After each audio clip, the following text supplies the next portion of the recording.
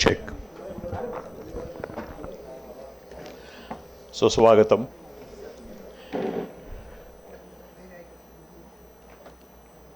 सगळ्या अतिशय जाणकार श्रोत्यांचं स्वामी रामानंद तीर्थ व्याख्यानमालेतर्फे मी शिरीष पोफळे मनपूर्वक स्वागत करतो. सर्वप्रथम दिलेल्या वेळेपेक्षा थोडासा विलंब झाल्याबद्दल ते आमच्या नियोजनामुळेच झालेलं आहे. प्रमुख अतिथी कधीच उपस्थित होते त्याबद्दल मी आधी दिलगिरी व्यक्त करतो. आज आपल्या सगळ्यांना एक अलभ्य लाभ झालेला आहे. आदरणीय डॉक्टर साहेबांना आपण 2015 साली आपल्या संस्थेतर्फे लातूरला आमंत्रित केलं होतं आणि आजच्या दिवशी परत तोच अमृत योग आपल्याला लाभलेला आहे. सर्वप्रथम काही नवीन मंडळींकरता मी संस्थेची थोडक्यामध्ये देणं अवघड आहे, तरी पण मी प्रयत्न करतो शक्य तेवढ्या पूर्वपीठिका आपल्यासमोर सादर करतोय. विचार मंथनांची 3 तप. आदरणीय स्वातंत्र्य सेनानी पूज्य बाबासाहेब परांजपे यांनी विचार मंथनांची उज्ज्वल परंपरा वृद्धिंगत करण्यासाठी 1984 साली स्वामी रामानंद तीर्थ व्याख्यानमालेची स्थापना केली.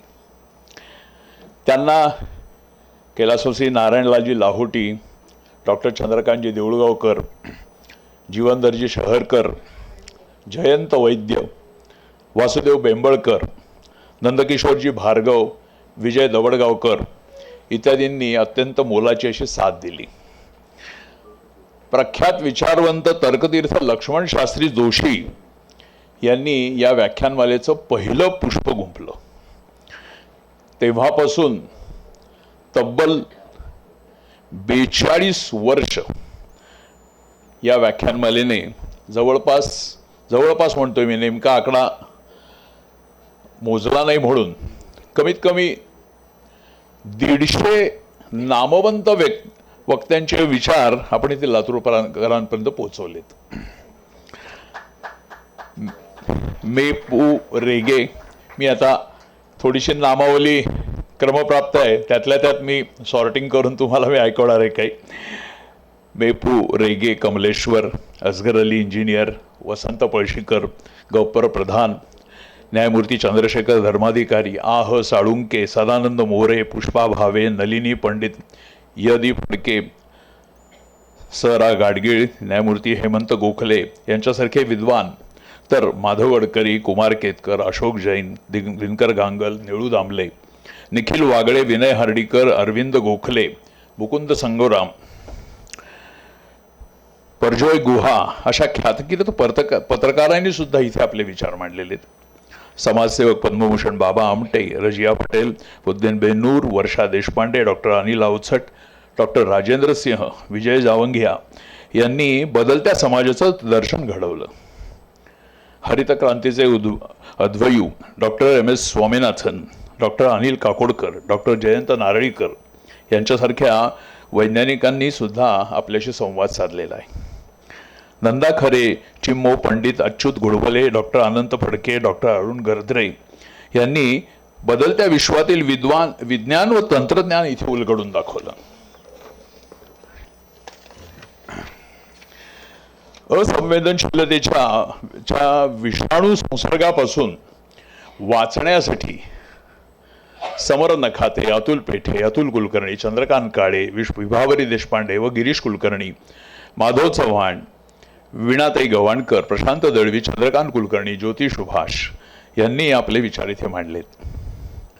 डॉक्टर हमीद दाभोळकर, विनोद शिरसाट, अविनाश पाटील, प्रदीप लोखंडे, प्रफुल्ल कदम व जयसिंग पवार या कार्यरत तरुण पिढीने समाज बदलासाठीची कृतिशीलता इथे सांगितली.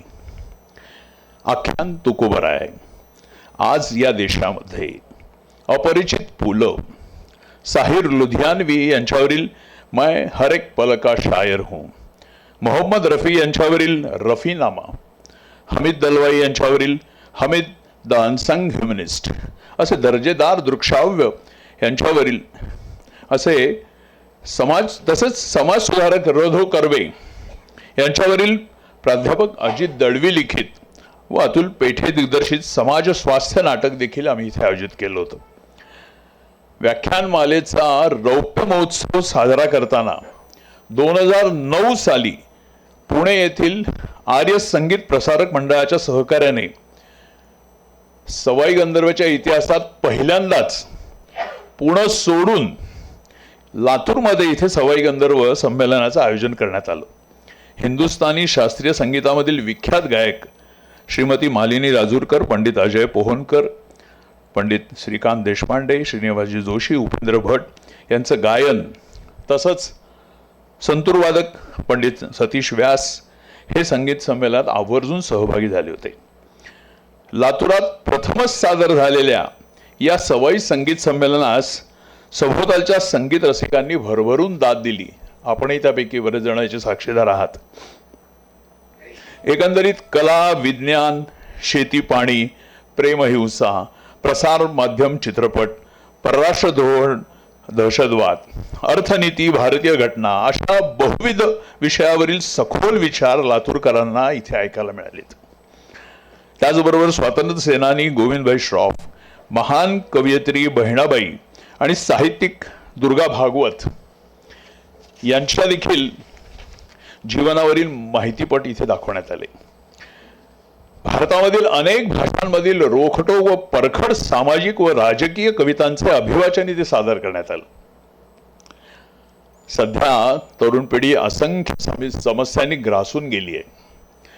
महाभयंकर हिंसा आणि पर्यावरण विनाश यामुळे सध्या जग अंधारून गेलंय. दारिद्र्य व विषमतेच्या पर्यावरणातील अशांत पर्वातून आपण कसं बाहेर पडणार? प्रादेशिक अस्मिता वरचढ ठरून तुकडे पडतील. आज समस्त जनता हवालदिल झाली असून हे भीषण वातावरण त्यांना नकोसं झालंय. विविध पद्धतीने जनता त्यांच्या भावना व्यक्त करतायत आणि हीच आशा आहे. बदल व्हावा ही अभिव्यक्ती महत्वाची असते. त्यातूनच युक्तिवाद व वादसंवाद घडू लागतात. मोठ्या परिवर्तनाची ती नांदी असते.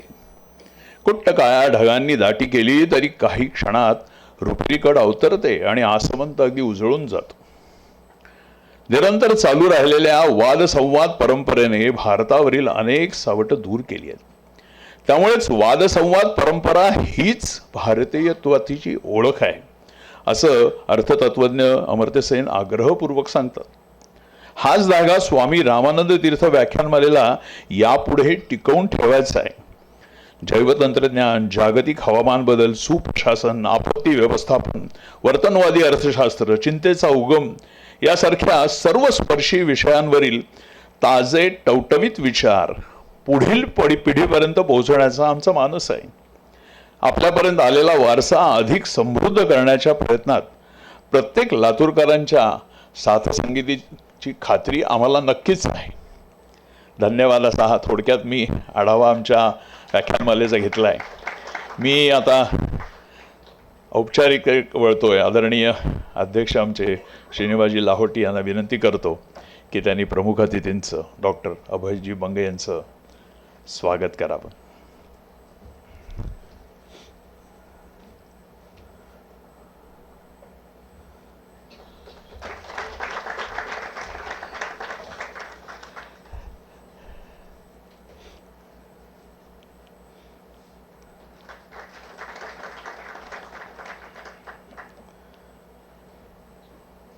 अतुलजी देऊळगावकरांना मी विनंती करतो कार्यक्रमाचं प्रास्ताविक त्यांनी करावं.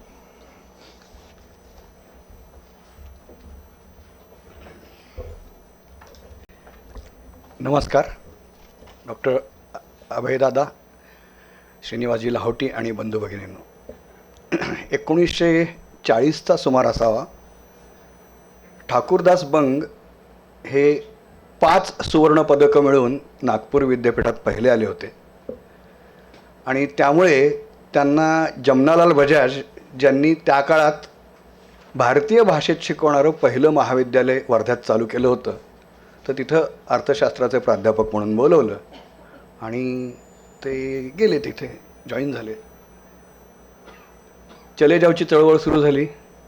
ठाकूरदासजी आंदोलनात, जेलमध्ये, आणि 45ला तुरुंगातून बाहेर आले. त्यावेळेला त्यांना ओहायो अमेरिकेतल्या विद्यापीठातून शिष्यवृत्ती मिळाली होती, व्हिसा तयार होता. पण जायच्या आधी महात्मा गांधींचा आशीर्वाद घ्यावा म्हणून ते बापू कुटीत गेले. चटईवर गांधीजी बसले होते. हे गेले, म्हणाले तुमचा आशीर्वाद हवा आहे. कशासाठी? तर असं असं मला अर्थशास्त्राचा अभ्यास करून आपल्याकडं काम करायची इच्छा आहे. स्वातंत्र्य आता आपल्याला मिळणारच आहे, त्यामुळे मला तिकडं संशोधन करायला शिकायला जाऊ द्या. काही सेकंद गांधीजी गप्प बसले असतील. ते म्हणाले तुला अर्थशास्त्र शिकायचं असेल तर तू भारतीय खेड्यात जा.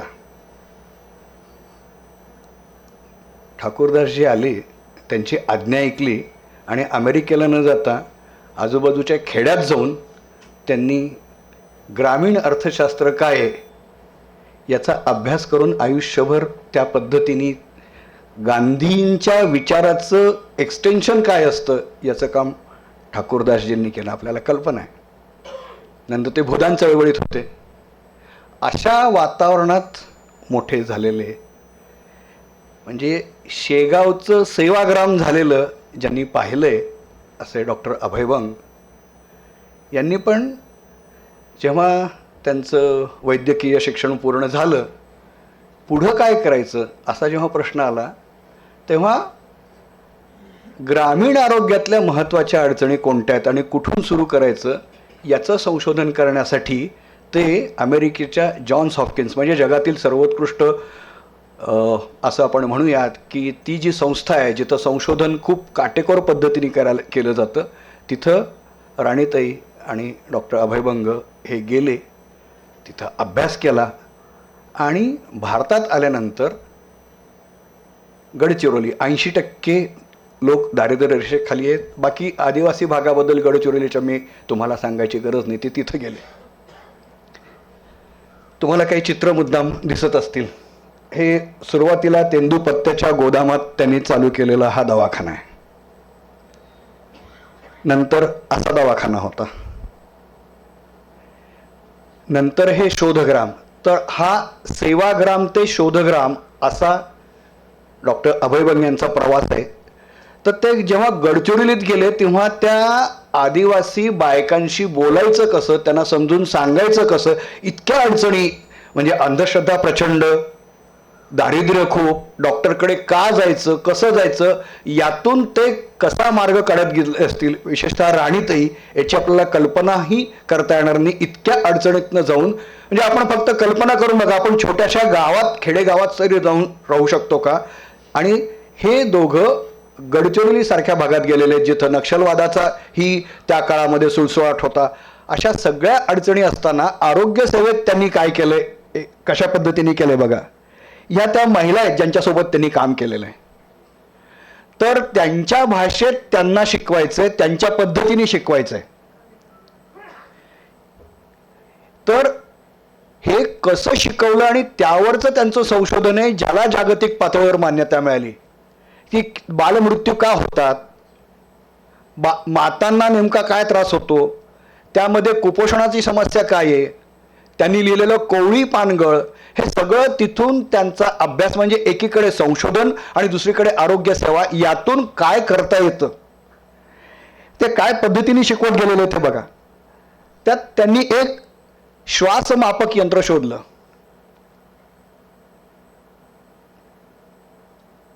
अरे मागं गेलं, ते श्वासमापक यंत्र आहे का बघ. ते मण्यांचं त्यांनी न्यूमोनिया खूप मुलांना व्हायचा म्हणून, नाही ते आलेलं नाहीये. एक नाही नाही नाही नाही नाही ते मी पाठवला होता फोटो तुला. एक मण्या, 4 हिरवी मण्या, एक काळी लाल मणी, अशा मण्या, कारण 10च्या पुढचं आकडे त्यांना मोजता येत नाहीत. तर एका मिनिटामध्ये बाळाचे ठोके किती पडतात हे मोजायसाठी त्यांनी एक साधं यंत्र, एकीकडे वाळूचं घड्याळ 1 मिनिटासाठी आणि त्यामध्ये मणी मोजत जायचे आणि नंतर त्यांनी ते स्टेथोस्कोपनी मोजले. तर या पूर्णपणे न शिकलेल्या, शाळेत न गेलेल्या बायकांनी जे मोजलेलं होतं त्याला ब्रेदोमीटर म्हणा, श्वासमापक यंत्र म्हणा आणि डॉक्टरांनी मोजलं, यात 82% त्यांचं बरोबर होतं.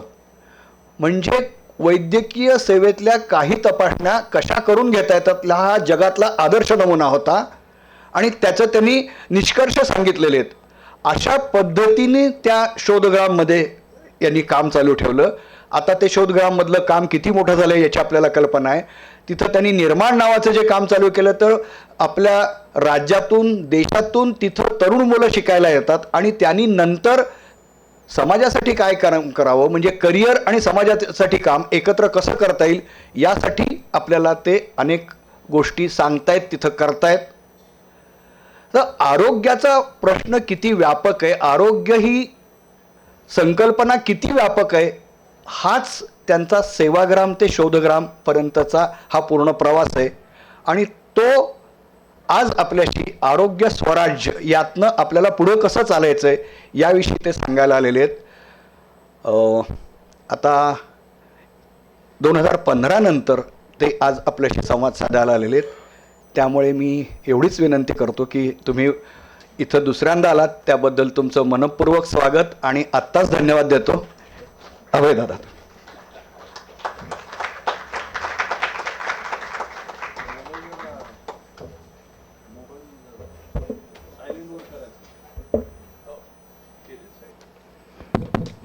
प्रेक्षकांना विनंती आहे आपले मोबाईल सायलेंट मोडवर ठेवा.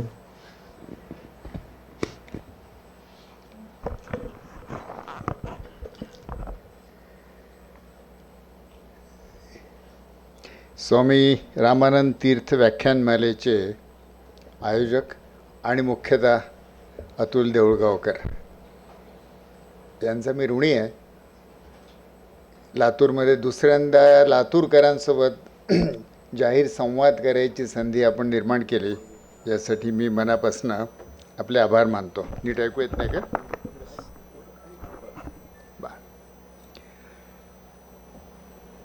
अतुलने आत्ता गडचिरोलीमध्ये आम्ही काय काम करतो याच्या थोड्या तुम्हाला झलक दाखवल्या, पण मी तो विषय आजच्या भाषणासाठी घेतलेला नाही.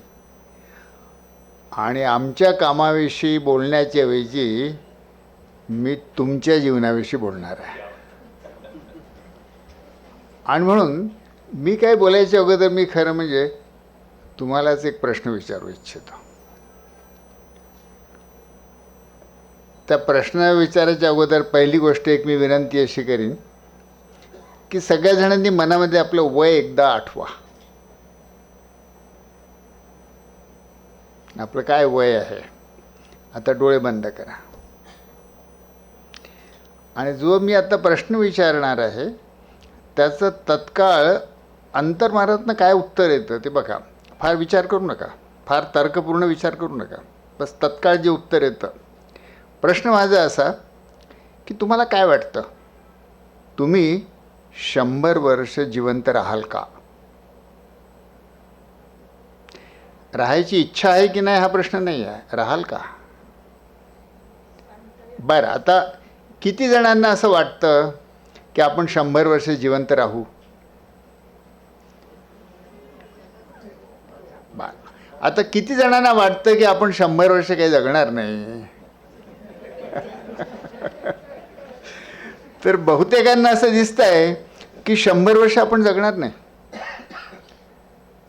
गंमत अशी आहे की आता आपण 100 वर्ष जगू शकतो. विज्ञानाने आता हे संभव केलं आहे की माणसाचं आयुष्य आता 100 वर्षापर्यंत सहज जाऊ शकतं.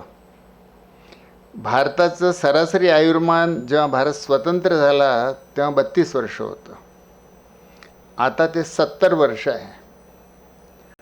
आणि हे 70 वर्ष पूर्ण देशाची सरासरी झाली. पण याच्यात जो मध्यम वर्ग आहे, उच्च वर्ग आहे, सुशिक्षित वर्ग आहे, त्यांचं आयुर्मान आता 80च्या सहजच वर आहे आणि ते 100 वर्ष जाऊ शकते. जपानमध्ये अनेक माणसं शतायुषी आहेत. जगातली सगळ्यात जास्त शतायुषी माणसं जपानमध्ये आहेत.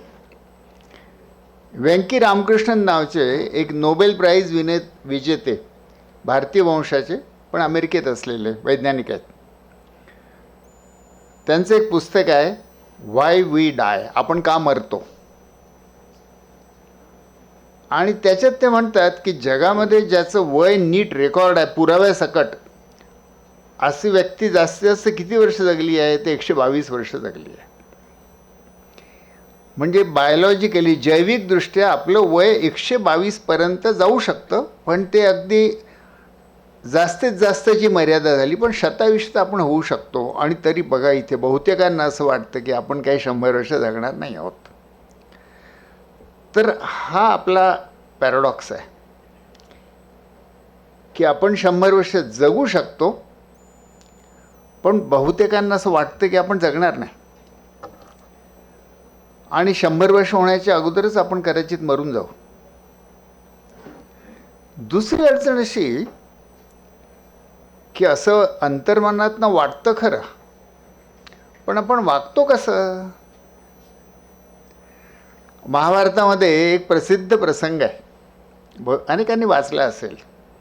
ते तळ्यातलं पाणी आहे, पांडव तिथे गेले आणि ते यक्ष आहे तिथे. प्रश्नाचं उत्तर दिल्याशिवाय यक्ष काही पाणी पिऊ देत नाही. युधिष्ठिराला तो प्रश्न विचारतो आणि युधिष्ठिर उत्तर देतो. फार प्रसिद्ध आहेत ते, म्हणूनच आपण यक्ष प्रश्न मराठीमध्ये जो शब्द वापरतो. त्यातला एक प्रश्न जो यक्ष विचारतो की जगातलं सगळ्यात मोठं आश्चर्य कोणतं. आणि युधिष्ठिर म्हणतो की आपल्या अवतीभोवती सगळेजण मरतात हे बघूनही माणूस असं वागतो की जणू काय मला मरण नाही. हे जगातलं सगळ्यात मोठं आश्चर्य आहे. तर 100 वर्ष जगणं शक्य आहे, पण आपल्यापैकी बहुतेकांना असं वाटतं की मी 100 वर्ष जगणार नाही. आणि तरी देखील सगळेजण असे वागतात की मरण दुसऱ्याला येणार आहे, मला मात्र मरण नाही, मी बेफिकीरपणे वागू शकतो. 2 महत्त्वाचे प्रश्न आहेत आपल्याकडे. एक, सरासरी आयुर्मान वाढलं आहे, पण आपण बहुतेक जण जिवंत आहोत, पण आजारांसकट जिवंत आहोत. मी आता पुन्हा त्रास देणार नाही तुम्हाला, पण नाही तर मी एक सहज प्रश्न विचारू शकतो की किती लोकांना रोग आहेत, हात वर करा. पण नको मला काही पेशंट शोधायचे नाहीत. पण आपलं आयुर्मान वाढतं आहे, पण रोगांसकट. भारतातल्या जवळजवळ 25% वयस्क लोकांचं, म्हणजे 30च्या वर वय असलेल्या लोकांचं ब्लड प्रेशर आता वाढलेलं आहे. High blood pressure 25% population. Diabetes वेगवेगळ्या राज्यामध्ये वेगवेगळी आकडेवारी आहे, पण ढोबळमानाने म्हणता येईल की 8 ते 10% लोकांना डायबिटीस आहे. हृदयरोग, लकवा, कॅन्सर. आता हे जे विविध रोग आहेत, आणि त्याच्यात मी दुसरे साधे रोग तर घेतलेच नाही की रक्ताची कमी किंवा पाठ दुखणे, गुडघे दुखणं किंवा मानसिक रोग. आपण सगळेजण विविध रोगांसोबत जगतो आहोत. प्रत्येकाला आरोग्यसेवेची गरज पडते. आणि आरोग्यसेवेची अवस्था कशी आहे. आपल्याला जर आरोग्यसेवेची गरज पडली, मला एकदा मी अमेरिकेतनं परत येत होतो, न्यूयॉर्क विमानतळावरती माझं सामान ढकलताना अचानक मला छातीत दुखायला लागलं. डॉक्टर आहे व्यवसायाने, त्यामुळे कळलं की हा हार्ट अटॅक आहे. माझं वय त्यावेळी होतं 39 वर्ष. त्यामुळे माझा पहिला हार्ट अटॅक मला न्यूयॉर्क एअरपोर्टवरती आला. आता पहिला हार्ट अटॅक हा किती धोक्याचा असू शकतो हेही मला कळत होतं. आणि तरी हेही वास्तव असं होतं की माझा अमेरिकेतला जो स्कॉलरशिपचा काळ होता, तो आदल्या दिवशीत माझं मेडिकल इन्शुरन्स संपलं होतं. आणि मेडिकल इन्शुरन्स नसताना अमेरिकेच्या हॉस्पिटलमध्ये हार्ट अटॅकने भरती होणं म्हणजे काय, याचा अर्थ मला माहीत होता. तर उपचारांची किंमत इतकी भयंकर झाली आहे आजकाल. एक झेन साधूची कथा मी वाचली होती. की एक झेन साधू आहे आणि तो हिमालयामध्ये तपश्चर्या करतो आहे. आता साधूंची तपश्चर्या करण्याची पद्धतच अशी की स्वतःला खूप त्रास करून घ्यायचा. त्यामुळे खोल दरी आहे आणि त्या दरीच्या तोंडावर एका झाडाची फांदी अशी आलेली आहे आणि त्याच झाडाच्या फांदीला एक दोरी बांधून आपल्या दातांनी ती दोरी घट्ट धरून तो साधू त्या दोरीमध्ये लोंबकळतो आहे. हीच त्याची तपस्या. तिथून एक वाटसरू चालला आहे. तो विचारतो झेन साधूला की मुक्तीचा मार्ग कोणता.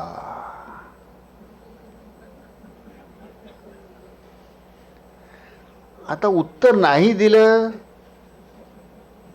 तर एका मोक्षप्राप्तीचा मार्ग विचारणाऱ्या माणसाला उत्तर नाही दिलं म्हणजे कर्तव्यच्युती, आणि उत्तर दिलं आणि तोंड उघडलं तर जाए तो जाए कहाँ. आज मेडिकल उपचाराच्या बाबतीत लोकांची अशी अवस्था झालेली आहे की मेडिकल वैद्यकीय उपचार विज्ञानाने इतके चमत्कार केले आहेत की काय. मी मेडिकल कॉलेजमध्ये 1968मध्ये गेलो. माझ्या डोळ्यासमोर विज्ञान इतकं बदललं आहे आणि पूर्वी अशक्य मानले जायचे असे उपचार आता शक्य आहेत. त्यामुळे वैद्यकीय उपचाराने जणू काही प्रत्येकच रोगाचा उपचार होऊ शकतो. मलेरिया TBचा तर उपचार होतोच होतो, पण आता कॅन्सरचाही उपचार होतो आणि नुसते अँजिओप्लास्टी बायपास सर्जरी नाही, हार्ट ट्रान्सप्लांटही होऊ शकतं, लिव्हर ट्रान्सप्लांटही होऊ शकतं, कृत्रिम गर्भधारणा होऊ शकते. तर बहुतेक प्रकारच्या रोगांवर काही ना काही उपाय शोधले गेलेले आहेत. हे उपाय आपल्याला बोलवतात, आकर्षित करतात. काही रोग झाला तर हे उपाय हवे, पण दुर्दैवाने या सगळ्या उपायांवरती किमतीची महाग लेबलं लागलेली आहेत. आणि त्यामुळे एखाद्या रस्त्यावरनं जावं, आपल्याला खिडकीतनं, काचेच्या खिडकीतनं आतमध्ये ठेवलेल्या सुंदर सुंदर वस्तू दुकानातल्या दिसाव्या, त्यांनी बोलवावं, आकर्षक वाटावं, पण तरी जाऊन विकत घेता येऊ नये, तशी आपली अवस्था आहे. उपचार घेतला तर आर्थिक मृत्यू आणि उपचार नाही घेतला तो वैद्यकीय मृत्यू. करावं काय. त्या झेन साधूसारखी अवस्था सामान्य नागरिकाची, जेव्हा तो रुग्ण बनतो, सामान्य नागरिकाची अवस्था तशी होते. तर त्यामुळे आपल्यासमोर प्रश्न असा आहे, 2 प्रश्न आहेत. 100 वर्ष जगणं शक्य आहे, पण मला ते वाटत नाही की मी 100 वर्ष जगेन. 100 वर्ष कसं जगावं. आणि दुसरं, आजारी पडल्यास आरोग्यसेवा कशी असावी. भारतातल्या काय जगातल्या प्रत्येक सर्वसामान्य माणसाला आज ह्या 2 संभावना आणि 2 प्रश्न भेडसावत आहेत. आणि आजच्या भाषणामध्ये या 2 प्रश्नाचंच उत्तर मी आपल्यासोबत शोधण्याचा प्रयत्न करणार आहे. मला असं वाटतं की हे प्रश्न प्रत्येकाचे आहेत. हे प्रश्न काही फक्त अभयभंगांचे किंवा डॉक्टरांचे असं नाही, प्रत्येकच नागरिकाला हे 2 प्रश्न आज आहेत. आपण जेव्हा म्हणतो की 100 वर्ष निरोगी जगावं कसं, तर पहिला प्रश्न येतो की निरोगी म्हणजे काय. अतुलने आत्ता उल्लेख केला की आम्ही अमेरिकेत शिकलो, तिथून परत आलो तेव्हा 1984ची गोष्ट आहे. तिथे ज्या विद्यापीठात आम्ही शिकलो ते जॉन्स हॉपकिन्स विद्यापीठ हे पब्लिक हेल्थच्या बाबतीत जगातलं नंबर 1 विद्यापीठ आहे. भारतातनं MD करून गेलो होतो. त्यामुळे जवळजवळ 10 वर्ष मी वैद्यकीय आणि पब्लिक हेल्थचं शिक्षण घेतलेलं होतं. परतल्यावर दिल्लीला एक गांधी पीस फाउंडेशन नावाची जागा आहे. तिथे अनेक गांधीवादी कार्यकर्ते जातात.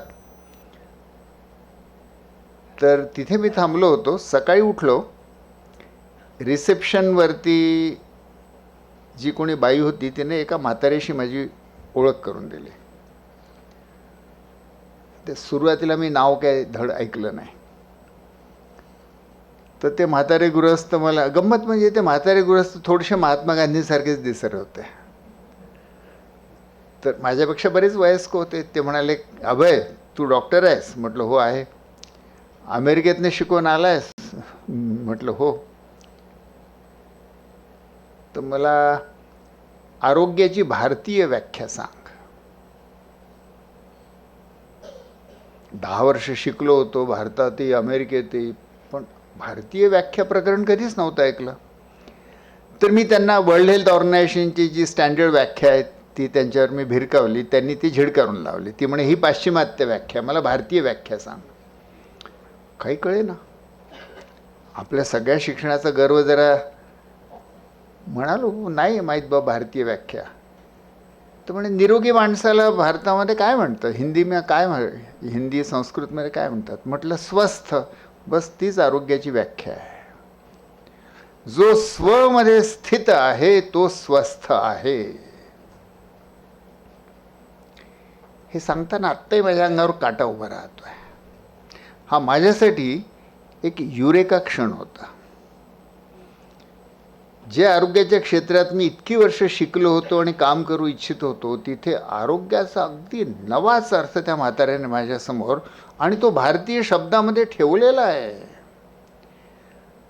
जो दूर स्थित आहे त्याला आपण म्हणतो दूरस्थ, जो तटावर स्थित आहे म्हणतो तटस्थ, आकाशामध्ये स्थित आहे त्याला म्हणतो आकाशस्थ, स्वर्गस्थ. जो स्वमध्ये स्थित आहे तो स्वस्थ. भारताची आरोग्याची व्याख्या त्या शब्दामध्येच खरं म्हणजे त्याची व्याख्याही निहित आहे की जो स्वमध्ये स्थित आहे.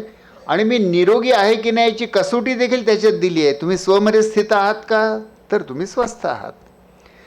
जर स्वमध्ये स्थित नसाल आणि डॉक्टरस्थ असाल, हॉस्पिटलस्थ असाल, तर तुम्ही अस्वस्थ आहे. स्वाभाविकच आहे, अस्वस्थ आहे म्हणूनच तुम्ही डॉक्टरकडे जाल. तर स्वस्थ किंवा आरोग्य शब्दाचा अगदी नवा अर्थ त्या म्हाताऱ्याने मला उलगडून सांगितला. भारताच्या आरोग्य विचारामध्ये स्वावलंबन, स्वातंत्र्य, ऑटोनॉमी ही निहित आहे. शब्दामध्येच त्यांनी ती पूर्णपणे ठासून भरलेली आहे. म्हणून स्वास्थ्याचा विचार करताना स्वास्थ्य म्हणजे कोणावरही अवलंबन नको. आरोग्य हे आउटसोर्स करता येत नाही. स्वतःचं सांभाळावं लागतं. आणि योगायोगाने मी तुम्हाला म्हणालो की त्यांचं नाव पहिल्यांदा मी नीट ऐकलं नाही.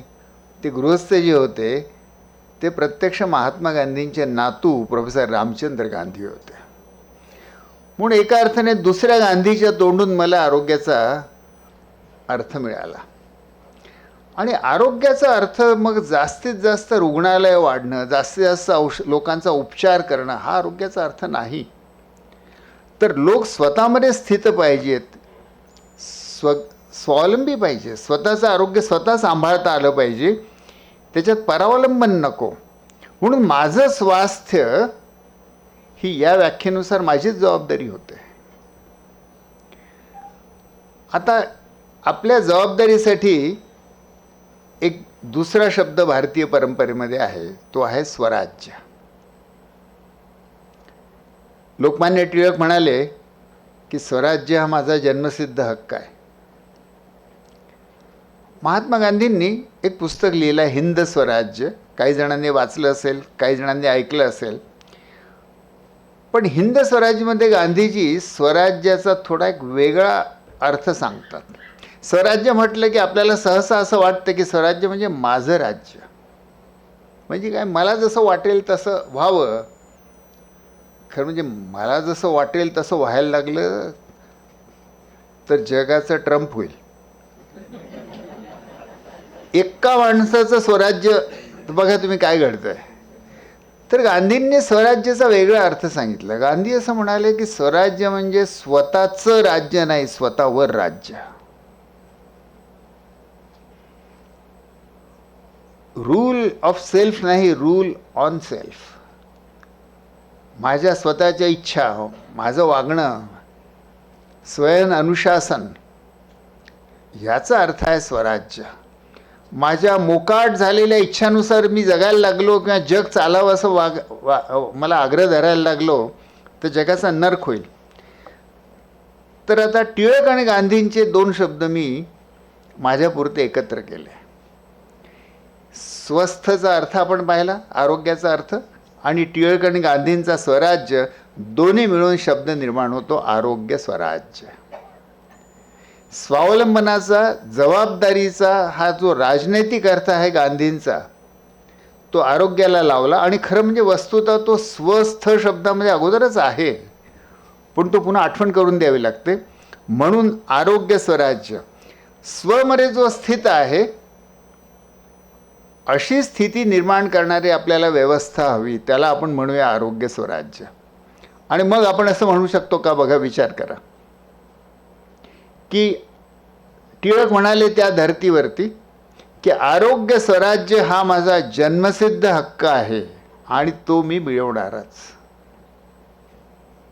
आणि दुसरं, गांधींच्या व्याख्येनुसार की आरोग्य स्वराज्यासाठी स्वतःच्या जगण्यावरती स्वतःचं नियंत्रण पाहिजे, अनुशासन पाहिजे. पहिला मंत्र हे सांगतो की आरोग्य ही निसर्गदत्त, जन्मदत्त अवस्था आहे. आपण निरोगीच जन्माला येतो, म्हणून जन्मसिद्ध हक्क आहेच, खरंच आहे. आरोग्य हा माझा जन्मसिद्ध हक्क आहे, जन्मसिद्ध स्थिती आहे. आणि आरोग्य ही माझी जबाबदारी देखील आहे, ते माझं ध्येय देखील आहे आणि तो मी मिळवणारच, हा संकल्प झाला, हा दुसरा अर्थ झाला. म्हणून एक अर्थ त्याचा आणि दुसरा एक संकल्प. तो संकल्प हा की मी तो मिळवणारच, आणि गांधींचा जो अर्थ आहे त्याच्यातनं त्याचा मार्ग देखील मिळतो की आरोग्य स्वराज्य मिळवायचं असेल, स्वस्थ राहायचं असेल तर याचा मार्ग आहे स्वयंअनुशासन. मी कसं जगतो याच्यावर अवलंबून राहणार आहे की माझं आरोग्य कसं राहणार आहे. आपण एक क्षणभर पुन्हा जाऊन जिथून सुरुवात केली होती त्याला स्पर्श करून घेऊ. 100 वर्ष जगायचं आहे आणि निरोगी जगायचं आहे. रडत रखडत कॅन्सरचे उपचार, रेडिएशन असे घेत घेत जगण्याची पाळी येऊ नये अशी आपली इच्छा आहे. आणि म्हणून जर मला निरोगी, स्वस्थ आणि 100 वर्ष जगायचं असेल तर मला आरोग्य स्वराज्याचा संकल्प केला पाहिजे आणि तो कसा मिळवायचा याचा मला मार्ग शोधला पाहिजे. आता हा प्रश्न काल्पनिक नाही, हा काही निव्वळ एक वैचारिक असा प्रश्न नाही आहे. हा तुमच्या माझ्या सगळ्यांच्या प्रत्यक्ष जगण्या मरण्याचा प्रश्न आहे. आणि खरोखरच अक्षरशः आरोग्य हा आपल्या जगण्या मरण्याचाच प्रश्न आहे. पण आरोग्याचा विचार आपण फक्त मरण्याच्या दारावर जेव्हा जातो तेव्हाच करतो. तोपर्यंत हे निसर्गदत्त वरदान तर जणू माझ्या खिशातच आहे असं म्हणून आपण वागत असतो. म्हणून एक मोठं नैसर्गिक वरदान आपण हरवून बसतो. तर हा जो प्रश्न आहे की आरोग्य स्वराज्य कसं मिळवायचं, त्यासाठी जे काही उत्तर आहे ते असं प्रत्यक्ष पुराव्यावर आधारित पाहिजे. आणि म्हणून 2 मी रोग घेणार आहे. जगातला सगळ्यात मोठा आरोग्याचा जो अभ्यास आहे त्याला global burden of disease study म्हणतात. 4 अब्ज लोकांच्या आरोग्याची आकडेवारीवर आधारित हा अभ्यास आहे. आजपर्यंतच्या इतिहासात याच्याहून मोठा आरोग्याचा अभ्यास झालेला नाही. आणि ग्लोबल बर्डन ऑफ डिसीज स्टडीमध्ये माणसं का मरतात आहेत, माणसांना कोणते रोग होतात आहेत याची पूर्ण यादी दिलेली आहे. आणि असं दिसतं की आयुष्याच्या 2 टोकावरती सगळ्यात जास्त मृत्यू होतात. अगदी आयुष्याच्या सुरुवातीला, पहिल्या वर्षामध्ये, जन्मल्यापासून पहिलं वर्ष, त्यातही जन्मल्यानंतरचा पहिला 1 महिना सगळ्यात धोक्याचा. नवजात बालकांचे मृत्यू, इथे बालमृत्यू सगळ्यात जास्त, जगातले 2/3 बालमृत्यू ह्या पहिल्या 1 महिन्यात होतात, नवजात बालकांचे बालमृत्यू. आणि दुसरे मृत्यू जे आहेत त्यांचं ध्रुवीकरण झालं आहे ते म्हातारपणात. तर 2 टोकावरती, एका टोकावरती बालमृत्यू आणि दुसऱ्या टोकावर होणाऱ्या मृत्यूचं एक मुख्य कारण आहे कॅन्सर. तर बालमृत्यू आणि कॅन्सर आणि हृदयरोग. तर बालमृत्यू आणि हृदयरोग या 2चं उदाहरण घेऊन थोडा आपण विचार करू की आरोग्य स्वराज्य कसं प्रत्यक्षात आणता येऊ शकतं. बालमृत्यूचा प्रश्न असा आहे, सुदैवाने तो आता घरोघरी घडत नाही. भारत स्वतंत्र झाला तेव्हा किती बालमृत्यू होत असावेत, तर 1000 मुलं जन्माला आली तर त्यातली 192 मुलं पहिल्या वर्षामध्येच मरून जायचे. आणि तुम्हाला आश्चर्य वाटेल की इंग्लंडमध्ये 1830 साली जितकी मुलं जन्माला यायची, 1000 मुलं जन्माला आली, त्यातली 500 मुलं पहिल्या 5 वर्षात मरून जायची. बालमृत्यूची अशी अवस्था जगात एकेकाळी होती, भारतातही अशी अवस्था होती. बालमृत्यू कसे कमी करता येतील? गडचिरोलीच्या आदिवासींसाठी हॉस्पिटल बांधायचं म्हणून आम्ही आदिवासींची परिषद बोलवली.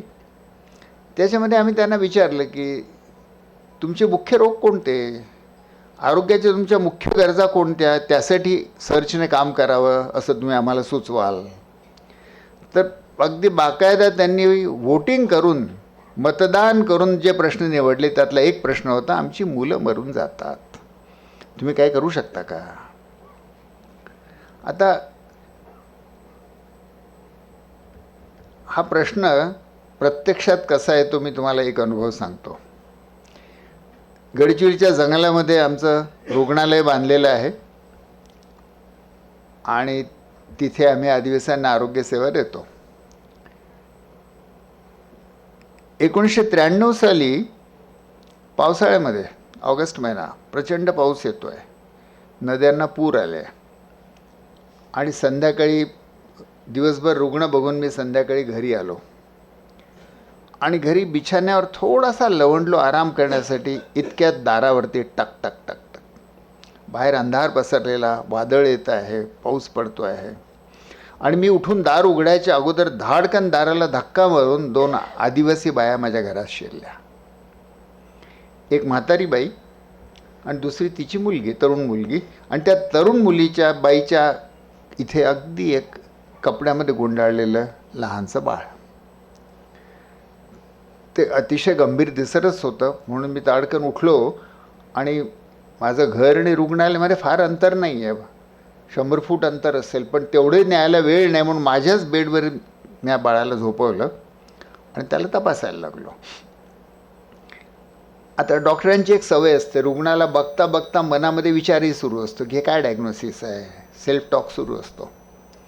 तर तसं मी जसं त्या बाळाला बघत होतो तर newborn infant, severely malnourished, dehydration, pneumonia.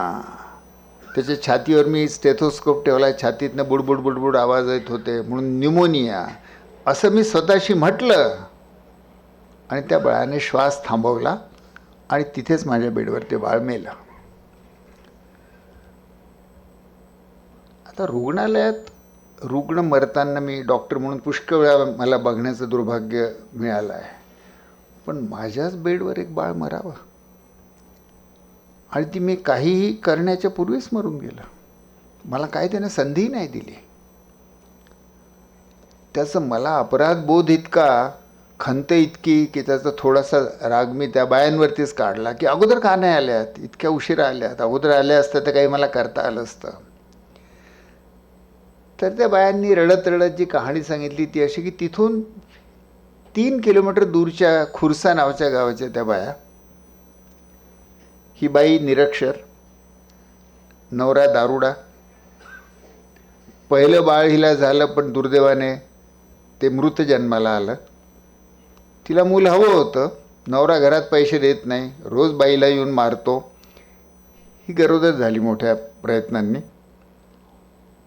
त्या काळामध्ये कधीही तिला प्रसूतीच्या पूर्व तपासण्या ज्या असतात गरोदरपणात, कोणी आरोग्यसेवा तिच्यापर्यंत पोचली नाही, ती कधी कोणाकडे गेली नाही.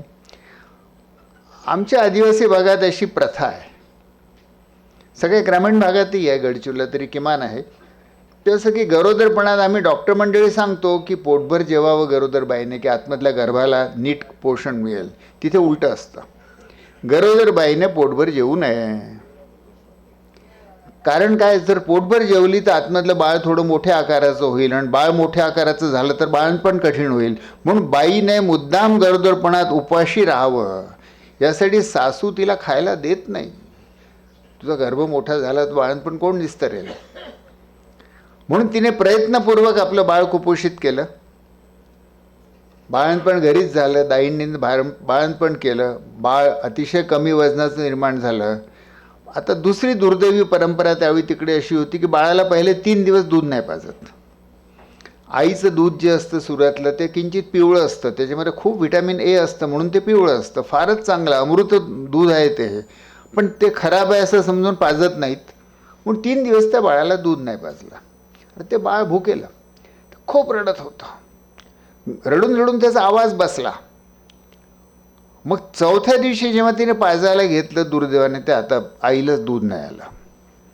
मग काय करायचं, तर गाईचं दूध आता गावात मिळत नाही, पण काहीतरी एक मापटं असं गाईचं दूध आणायचं कुठून तरी मागून, त्याच्यामध्ये 4 पट पाणी टाकायचं आणि ते जे पातळ पांढरं काहीतरी द्रवपदार्थ बनायचा, तो बाटलीला कपड्याची बोंडली लावून त्याच्याने पाजायची. त्याच्याने पोट तर भरायचंच नाही त्या बाळाचं, ते कुपोषित होत चाललं आणि मग त्याला हगवण लागली. त्याच्यानंतर त्याला न्यूमोनिया झाला, श्वास चालायला लागला. मांत्रिकाकडे घेऊन गेले, त्याने कोंबडं कापलं तरी काही फायदा झाला नाही. हे सगळं झाल्यानंतर जे फारच गंभीर झालं ते आमच्या दवाखान्याकडे चालायला त्या दोन्ही बाया निघाल्या. नवरा दारू पिऊन झोपलेला. सकाळी निघाल्या. खुरसा गाव आणि आमचं जंगलात असला दवाखाना याच्यामध्ये कठाणी नावाची एक नदी आहे. कठाणी नदी पूर्ण पाण्याने तुडुंब भरलेली होती. म्हणून त्या बाया सकाळपासून संध्याकाळपर्यंत त्या पलीकडच्या किनाऱ्यावर बसून वाट बघत बसल्या. एकीकडे त्या पाण्याकडे बघायच्या, एकीकडे ते बाळ क्षणाक्षणाला अजून खराब होत होतं. अजून एका गोष्टीकडे त्या बघत होत्या. त्या नदीवरती एक पूल बांधायला सुरुवात झाली होती, पण तो पूल भ्रष्टाचार केल्यामुळे सिमेंट नाही वापरलं म्हणून खचला, त्यामुळे तो पूल कधीच पूर्ण नाही झाला. त्या पुलाकडे बघत होत्या आणि सकाळपासून संध्याकाळपर्यंत त्यांना पार नाही करता आली नदी. संध्याकाळी जेव्हा पाणी उतरलं, नदी पार केल्या, तेव्हा मी दवाखान्यातनं घरी गेलो होतो म्हणून घरी आल्या आणि पुढचं तुम्हाला माहीत आहे. आता यानंतरचे माझे 15 दिवस फार वाईट गेले. गांधीजींनी म्हटलं आहे की तुमचा टॅलिस्मन, तर मला सतत हे बाळ डोळ्यासमोर यायचं आणि असा प्रश्न निर्माण व्हायचा की आपण कुठून इथून या जंगलात आलो आरोग्य सेवा द्यायला, पण हे बाळ तर तिथेही नाही पोहोचू शकलं. 3 किलोमीटर अंतर देखील या बाळाला पार नाही करता आलं, तर आपलं गडचिरोलीत जाऊन जंगलात जाऊन आरोग्य सेवा देण्याला काय उपयोग आहे. आणि दुसरं असं की हे बाळ जे मेलं त्याची मी कारणं मोजली, 18 कारणं आहेत. आई निरक्षर, नवरा दारुडा पासून यादी जर केली तर एकूण 18 कारणांची यादी, त्यात ते पूल पडलेला खचलेला हे देखील येतं. तर मला असं वाटलं की या 18 कारण विरुद्ध एक बाळ, ही इतकी विषम लढाई आहे, इतकी विषम लढाई आहे की या बाळाला जगण्याला काही चान्सच नाही. आणि मग मी काय करू शकतो. काय मी भारतातली निरक्षरता दूर नाही करू शकत, गरिबी दूर नाही करू शकत, अंधश्रद्धा दूर नाही करू शकत, मी पूल बांधू शकत नाही आणि मी सरकारमधले भ्रष्टाचारही कमी करू शकत नाही. करायचं काय. आणि 18 कारणं दूर झाल्याखेरीज बाळ वाचणार नाही. आणि भारतामध्ये त्यावेळी दरवर्षी 25 लाख बालमृत्यू होत होते. 15 दिवस फार वाईट गेले. अंधारामध्ये शोधत होतो, शोधत काय विलापच करत होतो.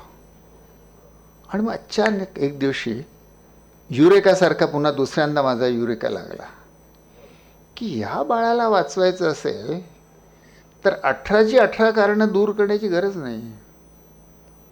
यापैकी एकही कोणतं कारण मी दूर करू शकलो तरी हे बाळ वाचू शकलं असतं.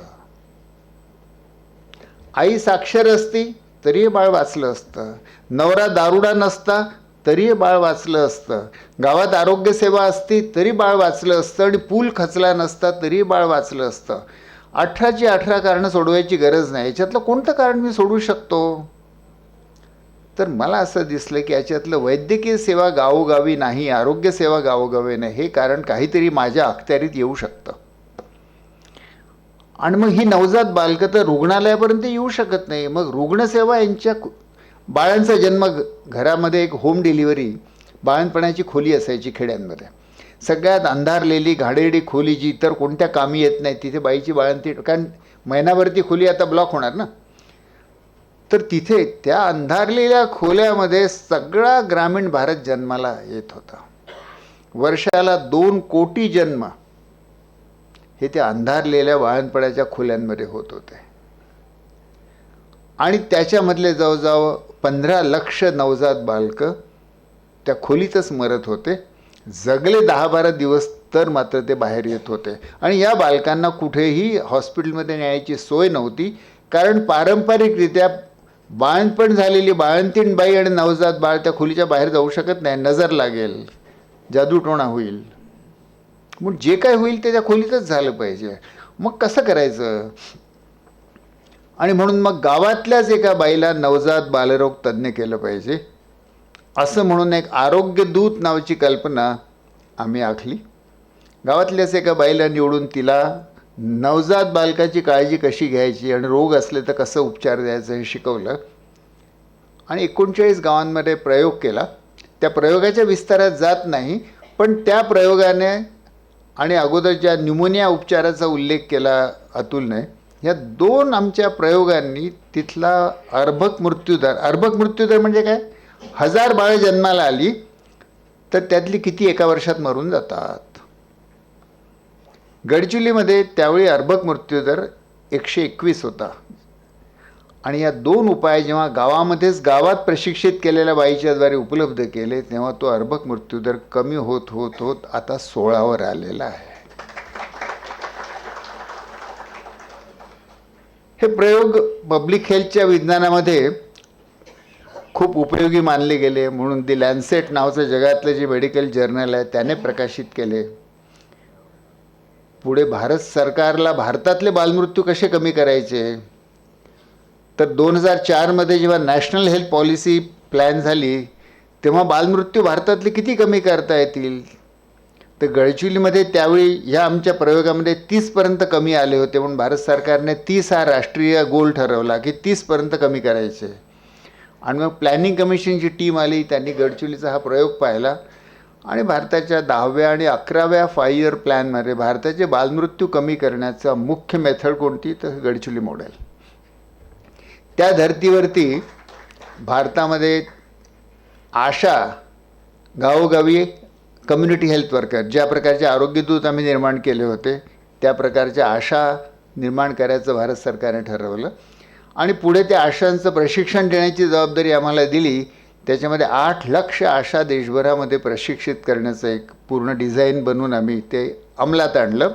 भारताचे बालमृत्यू जे 25 लाख दरवर्षी होते ते कमी होत होत 5 लाखावर आले आहेत. म्हणजे दरवर्षी 20 लाख बालमृत्यू याच्यामुळे कमी करता आले.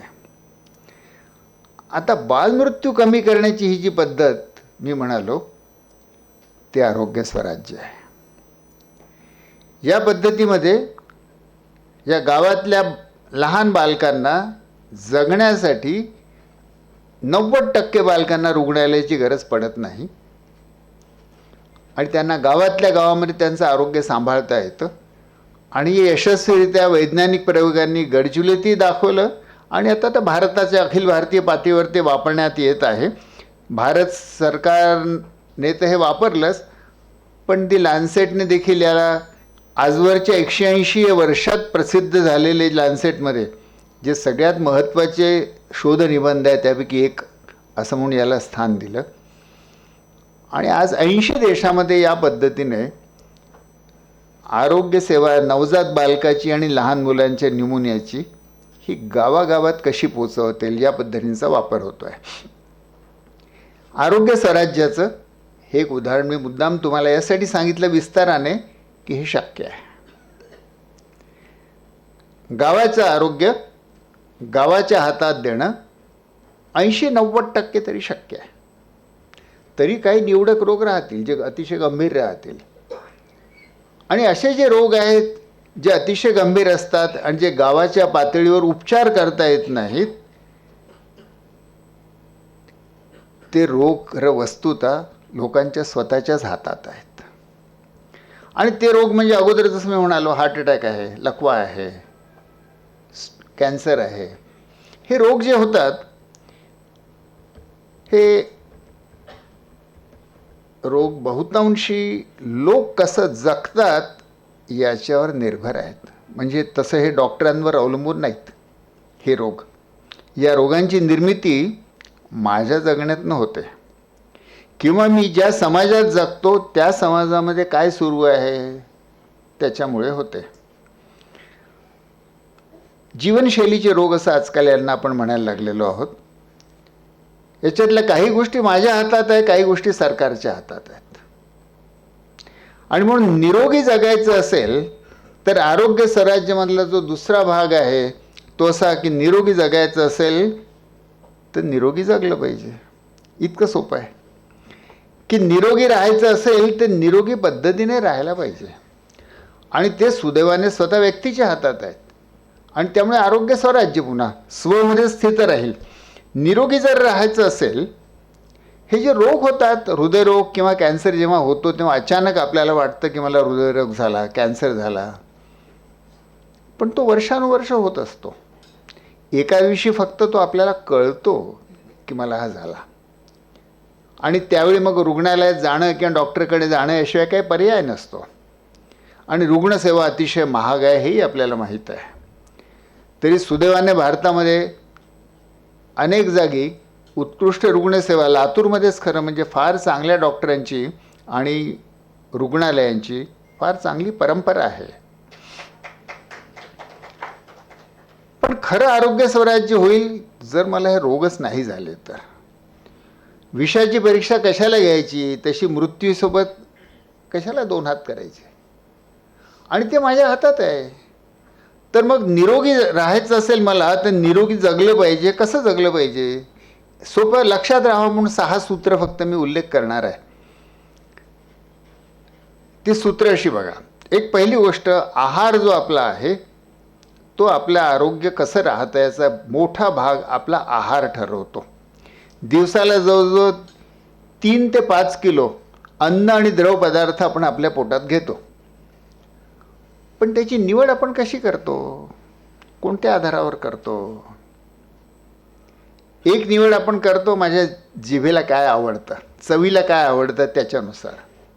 दुसरी निवड आपण करतो की माझ्या आईने मला काय चव लावली.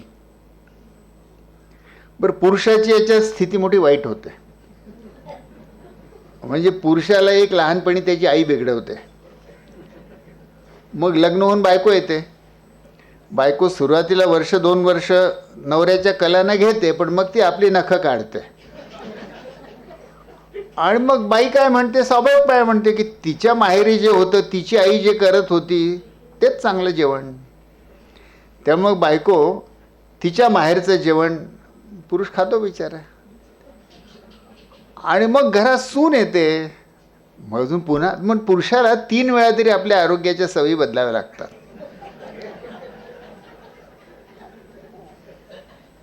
तर म्हणून मी आजकाल असं तरुण मुलांना सांगतो की जेव्हा मुलगी बघायला जाल तेव्हा मुलीकडे बघू नका, मुलीच्या आईकडे बघा. कारण ती मुलगी काही दिवसांनी तशीच वागणार आहे आणि तशीच दिसणारही आहे. तर बघून घ्या ती पुढे कशी दिसणार आहे. तर आपला आहार जो आहे तो आपण नकळत लहानपणी लागलेल्या सवयी, आणि आपल्या आईलाही कुठे कळत होतं, तिची आई जे करत होती ते माझी आई करते असं ते परंपरा. म्हणजे परंपरा सगळ्या चूक नसतात, पण अनेक परंपरांना काही नीट वैज्ञानिक आधार नसतो. तर एक आपले जे आहार आहे ते आपल्या चवीनुसार किंवा सवयीनुसार होतं. दुसऱ्या आहाराची निवड जी आहे ती थोडं आठवून बघा. 25 वर्षापूर्वी तुम्ही पिझ्झा खात होते का? आता खाता? नूडल्स पूर्वी खात होते का? आता खाता? आजकाल बालवडीची मुले आईला म्हणतात, आई मॅगी नूडल्स दे.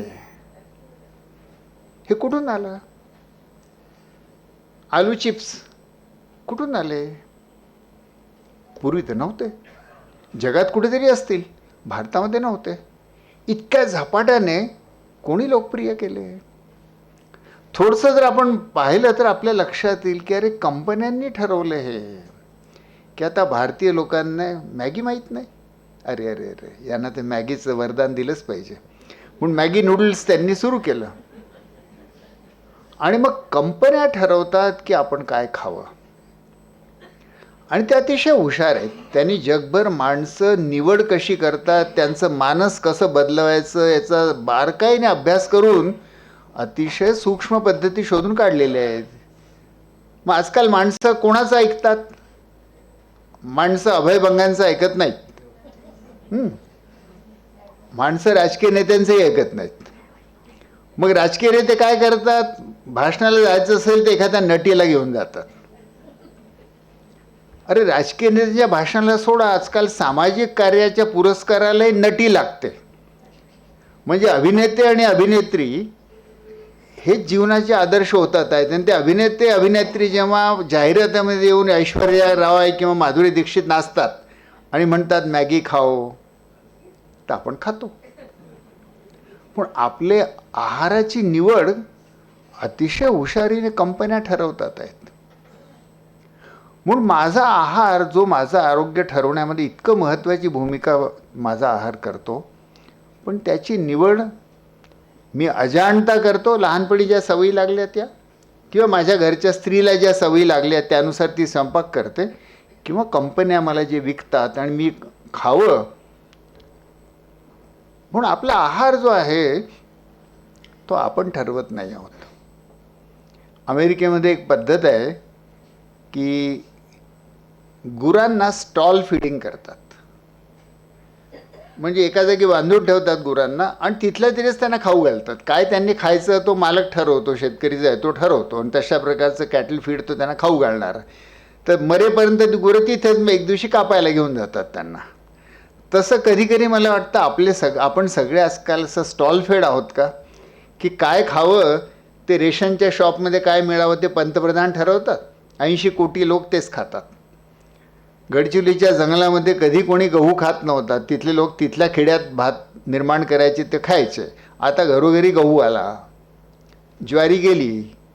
तर आपण काय खातो हे राष्ट्रीय योजना तरी ठरवतात किंवा कंपन्या तरी ठरवतात. म्हणून स्टॉल फिडिंगच जणू आपलं होतं आहे. आपण काय खावं हे दुसरेच कोणीतरी ठरवतात आहेत. आणि ते दुसरे कोणीतरी ठरवत आहेत, त्यांचा हेतू चांगलाच असेल असं आवश्यक नाही आहे. कंपनीला कोणत्याही कंपनीचं नाव घेत नाही मी क्षणभर, पण कोणत्याही कंपन्यांना त्यांचा माल खपवायचा आहे. त्यांना काही तुमच्या आरोग्याची काळजी नाही पडलेली आहे. म्हणून ते तुम्हाला त्यांचा माल खपेल असं जाहिराती देणार. तर आपल्याला आपल्या आहाराची निवड सावधपणे थोडासा विज्ञानाची माहिती घेऊन त्याच्यानुसार ती निवड केली पाहिजे. अगदी संक्षेपात सांगायचं असेल तर काय लक्षात ठेवावं की एक आपल्या आहारामध्ये सॅच्युरेटेड फॅट कमीत कमी असावं. आपण जे स्निग्ध पदार्थ खातो, तेल, तूप वगैरे वगैरे, लोणी, हे याच्या सगळ्यामध्ये फॅट आहे. त्या फॅटमध्ये सॅच्युरेटेड फॅट आणि ट्रान्स फॅट हे दोन. ट्रान्स फॅट तर अतिशय धोक्याचे. ट्रान्स फॅट कशात निर्माण होतात? तळताना निर्माण होतात. त्यामुळे तळलेलं अन्न धोक्याचं. त्या तेलामध्ये ट्रान्स फॅट निर्माण होतात आणि ट्रान्स फॅटमुळे हृदयरोग आणि कॅन्सर होण्याचा आहारामधले सगळ्यात जास्त धोक्याचं काही असेल तर ट्रान्स फॅट आहे. आणि दुसरं की जे मांसाहारामध्ये किंवा तुपामध्ये, लोण्यामध्ये जे फॅट आहे ते सॅच्युरेटेड फॅट आहे. सॅच्युरेटेड फॅट काही शून्य नाही करतायत, पण ते कमीत कमी ठेवावं. म्हणून लो सॅच्युरेटेड फॅट. मग फॅट वापरायचं असेल तर कोणतं वापरावं? तर शेंगदाण्याचं तेल, मोहरीचं तेल, तिळाचं तेल, हे फॅट वापरायचं असेल तर हे तेल चांगलं आहे. म्हणून low saturated fat, no trans fat. फॅटच्या बाबतीत हे तत्त्व पाळलं पाहिजे. आपण आहारामध्ये जे खातो, आता तुमच्यात काही जण माझ्या वयाचे आहेत म्हणून त्यांना आठवत असेल की पूर्वी घरोघरी बाया तांदूळ कांडायच्या आणि हातसडीचा तांदूळ त्याला म्हणायचे. आणि तो हातसडीचा तांदूळ आपण घरी खायचो. त्या हातसडीच्या तांदूळात काय असतं? तांदळाचा दाणा आहे. त्या दाण्याच्यावर टर्फल असतं, ते तर काढून टाकलं जातं.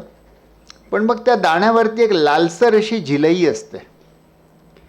ती जी झिलई असते तिच्यामध्ये अतिशय चांगलं आहाराला उपयोगी अशी व्हिटॅमिन्स मिनरल्स असतात.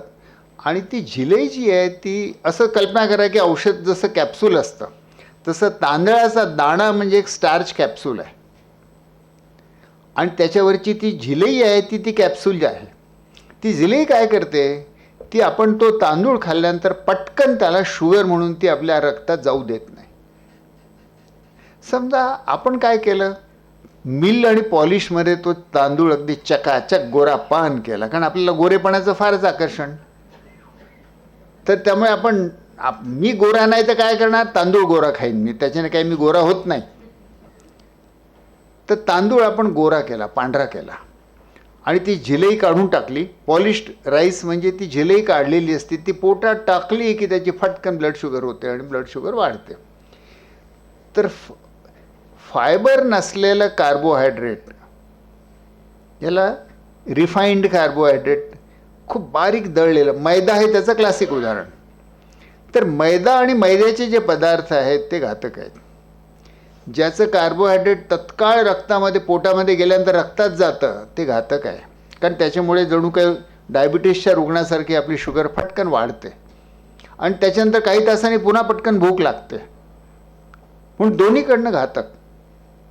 ते रिफाईंड कार्बोहायड्रेट, एक सोपी युक्ती सांगतो त्याची, जे खाल्ल्यानंतर दातांना चिपकतं ते रिफाईंड कार्बोहायड्रेट असतं. आता आठवून बघा, तुम्ही पांढरी ब्रेड खाता, काय होतं? तुम्ही पार्ले ग्लुकोज बिस्किट खाता, काय होतं? दातांना चिपकतं. जे दातांना चिपकतं ते तर नक्कीच रिफाईंड कार्बोहायड्रेट असतं. त्याशिवाय देखील तांदूळ पांढरा असेल तो रिफाईंड कार्बोहायड्रेट असतो. म्हणून आपल्याला रिफाईंड कार्बोहायड्रेट कमी ठेवायला पाहिजे, फायबर जास्त ठेवायला पाहिजे. फायबर कशात मिळतं, तर त्यातलं महत्त्वाचं म्हणजे भाज्या आणि फळं. वैज्ञानिक असं म्हणतात आहेत आता की जे लोक जेवणामध्ये रोज 5 फळं आणि भाज्या घेतात त्यांना हृदयरोग आणि कॅन्सरचा धोका 50% कमी होतो. म्हणजे याचा अर्थ माझं हृदयरोग आणि कॅन्सर मी 50% कमी करू शकतो. मेडिकल बिल देण्याच्या ऐवजी फळवाल्याचं बिल द्या आणि फळ चवीलाही चांगलं लागतं. मेडिकल ऑपरेशन काही चवीला चांगलं नाही लागत. तर म्हणून आपल्या आहारामध्ये जर आपण बदल केला की रोज 5 फळं आणि भाज्या, बरं म्हणजे काय, भाजी म्हणजे मग एक नुसती चिमटीला लागणारी भाजी नाही, एक माप म्हणजे किती, ते 150 ग्रॅम, ढोबळ मानाने एक वाटी भरून भाजी आणि त्याच आकाराचं किंवा तेवढं फळ, असं 5 तरी वेळा आपण घ्यायला पाहिजे. 5 फ्रूट्स अँड व्हेजिटेबल. तर आहारामध्ये या गोष्टी जर आपण केल्यात तर हृदयरोग आणि कॅन्सरचा धोका 50% कमी होतो. म्हणजे 50% आरोग्य स्वराज्य झालं. दुसरं म्हणजे दारू आणि तंबाखू, हे दोन जे आहेत, हे ग्लोबल बर्डन ऑफ डिसीज स्टडीचा मी उल्लेख केला. त्यांनी असा जगभरामध्ये होणारे जेवढे मृत्यू आहेत आणि रोग आहेत ते कशामुळे होतात याची कारणं, आणि मी जसं म्हणालो की 4 अब्ज लोकांच्या आरोग्याच्या माहितीवर आधारित हे अभ्यास आहेत. त्या कारणांमध्ये त्यांनी असं पाहिलं की 7 कारणं सगळ्यात जास्त रोग आणि मृत्यू निर्माण करतात.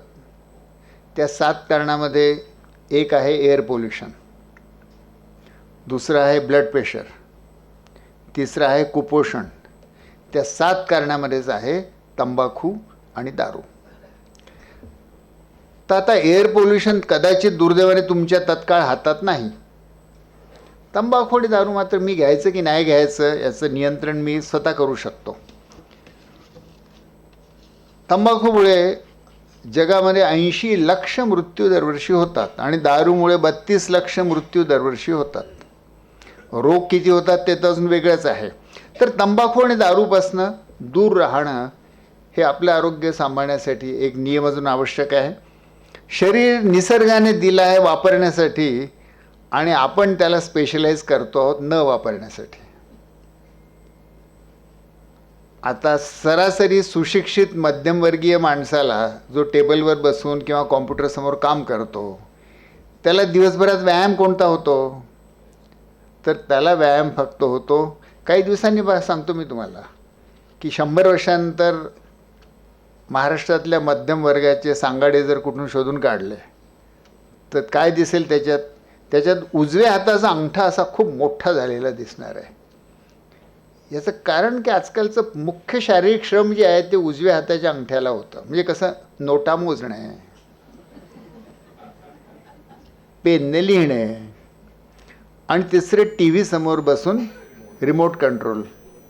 म्हणजे उठून ते टी व्हीचं बटनही चॅनल बंद करण्याचे श्रम नको. तर शरीराचा जेव्हा आपण काहीच उपयोग करणार नाही तर ते शरीर काय म्हणेल, मग याला ठेवायचं कशाला शरीर, याच्या आत्म्यालाच राहू द्या. ते शरीराचा उपयोग नाही केला तर ते कुजतं, आणि कुजलं की ती वेगवेगळ्या रोगांच्या रूपात प्रगट होतं. म्हणून रोज 30 ते 40 मिनटं काही ना काही व्यायाम हवा. सगळ्यात सोपा व्यायाम चालणे, पण ज्याला जमत असेल सायकलिंग, ज्याला जमत असेल स्विमिंग, ज्याला जमत असेल खेळणं, आणि हेही जमत नसेल तर सांगतो तुम्हाला, बाया खुश होतील, पुरुष नाराज होतील माझ्यावर, घर झाडणे, कपडे धुणे. हे मी काय माझ्या मनातलं सांगत नाही आहे. अमेरिकेमध्ये अभ्यास झालेले आहेत की हे हाऊसहोल्ड वर्क जे आहे हे जरी 30 मिनटं केलं तर व्यायामाचे फायदे मिळतात. आणि म्हणून कोणत्या ना कोणत्या रूपात व्यायाम आपल्या जीवनात हवं. आपल्या पूर्वजांनी काही चांगल्या गोष्टी शोधून काढलेल्या आहेत, आणि त्यातलं योग ही एक त्यातली उत्तम गोष्ट आहे. हा आपल्याला वारसा परंपरेने मिळालेला आहे, त्याचं महत्त्वही आपल्याला कळत नाही, पण ते मिळालेलं आपल्याला सांस्कृतिक भांडवल आहे. तर योगामुळे जे व्यायामाने फायदे होतात त्याला पूरक काही गोष्टी योगामुळे होतात. व्यायामामध्ये स्नायू आकुंचित होतात, योगामध्ये स्नायू स्ट्रेच होतात. तर स्ट्रेचिंगचे फायदे, आणि शिवाय प्राणायाम आणि ध्यान यामुळे मन शांत होतं. हे निरोगी जीवनशैलीत अजून काय हवं? ब्रिटनमध्ये सध्या एक नवं मंत्रालय सुरू करण्यात आलं आहे. हे मी आता विनोद म्हणून सांगत नाही आहे. नवं मंत्रालय आहे, त्या मंत्रालयाचं नाव आहे दी मिनिस्ट्री ऑफ लोनलीनेस. एकटेपणाचं मंत्रालय. एकटेपणा हा त्रास इतका जास्त व्यापक झालेला आहे की त्यासाठी त्यांनी वेगळं मंत्रालय, जसं शिक्षण मंत्रालय, उद्योग मंत्रालय, तसं लोनलीनेसचं मंत्रालय. तर एकटेपणा हा एक आजकाल वैश्विक रोग झालेला आहे. का झाला? पूर्वी अख्खं गाव म्हणून विचार करायचं, अख्खं कुटुंब म्हणून विचार करायचं, अख्खा मोहल्ला म्हणून जगायचा. आजकाल आपण सगळेजण एकटे एकटे जगायला लागलेलो. आपलं विचार करण्याचं, आपल्या स्वार्थाचं युनिट मी. प्रत्येकच गोष्ट जेव्हा मीच्याच अवतीभोवती फिरते तेव्हा मीला असं वाटतं की मी मोठा स्वार्थ माझा साधतो आहे, पण तो विसरतो की माणूस एकटा जगण्यासाठी निर्माण झालेला नाही.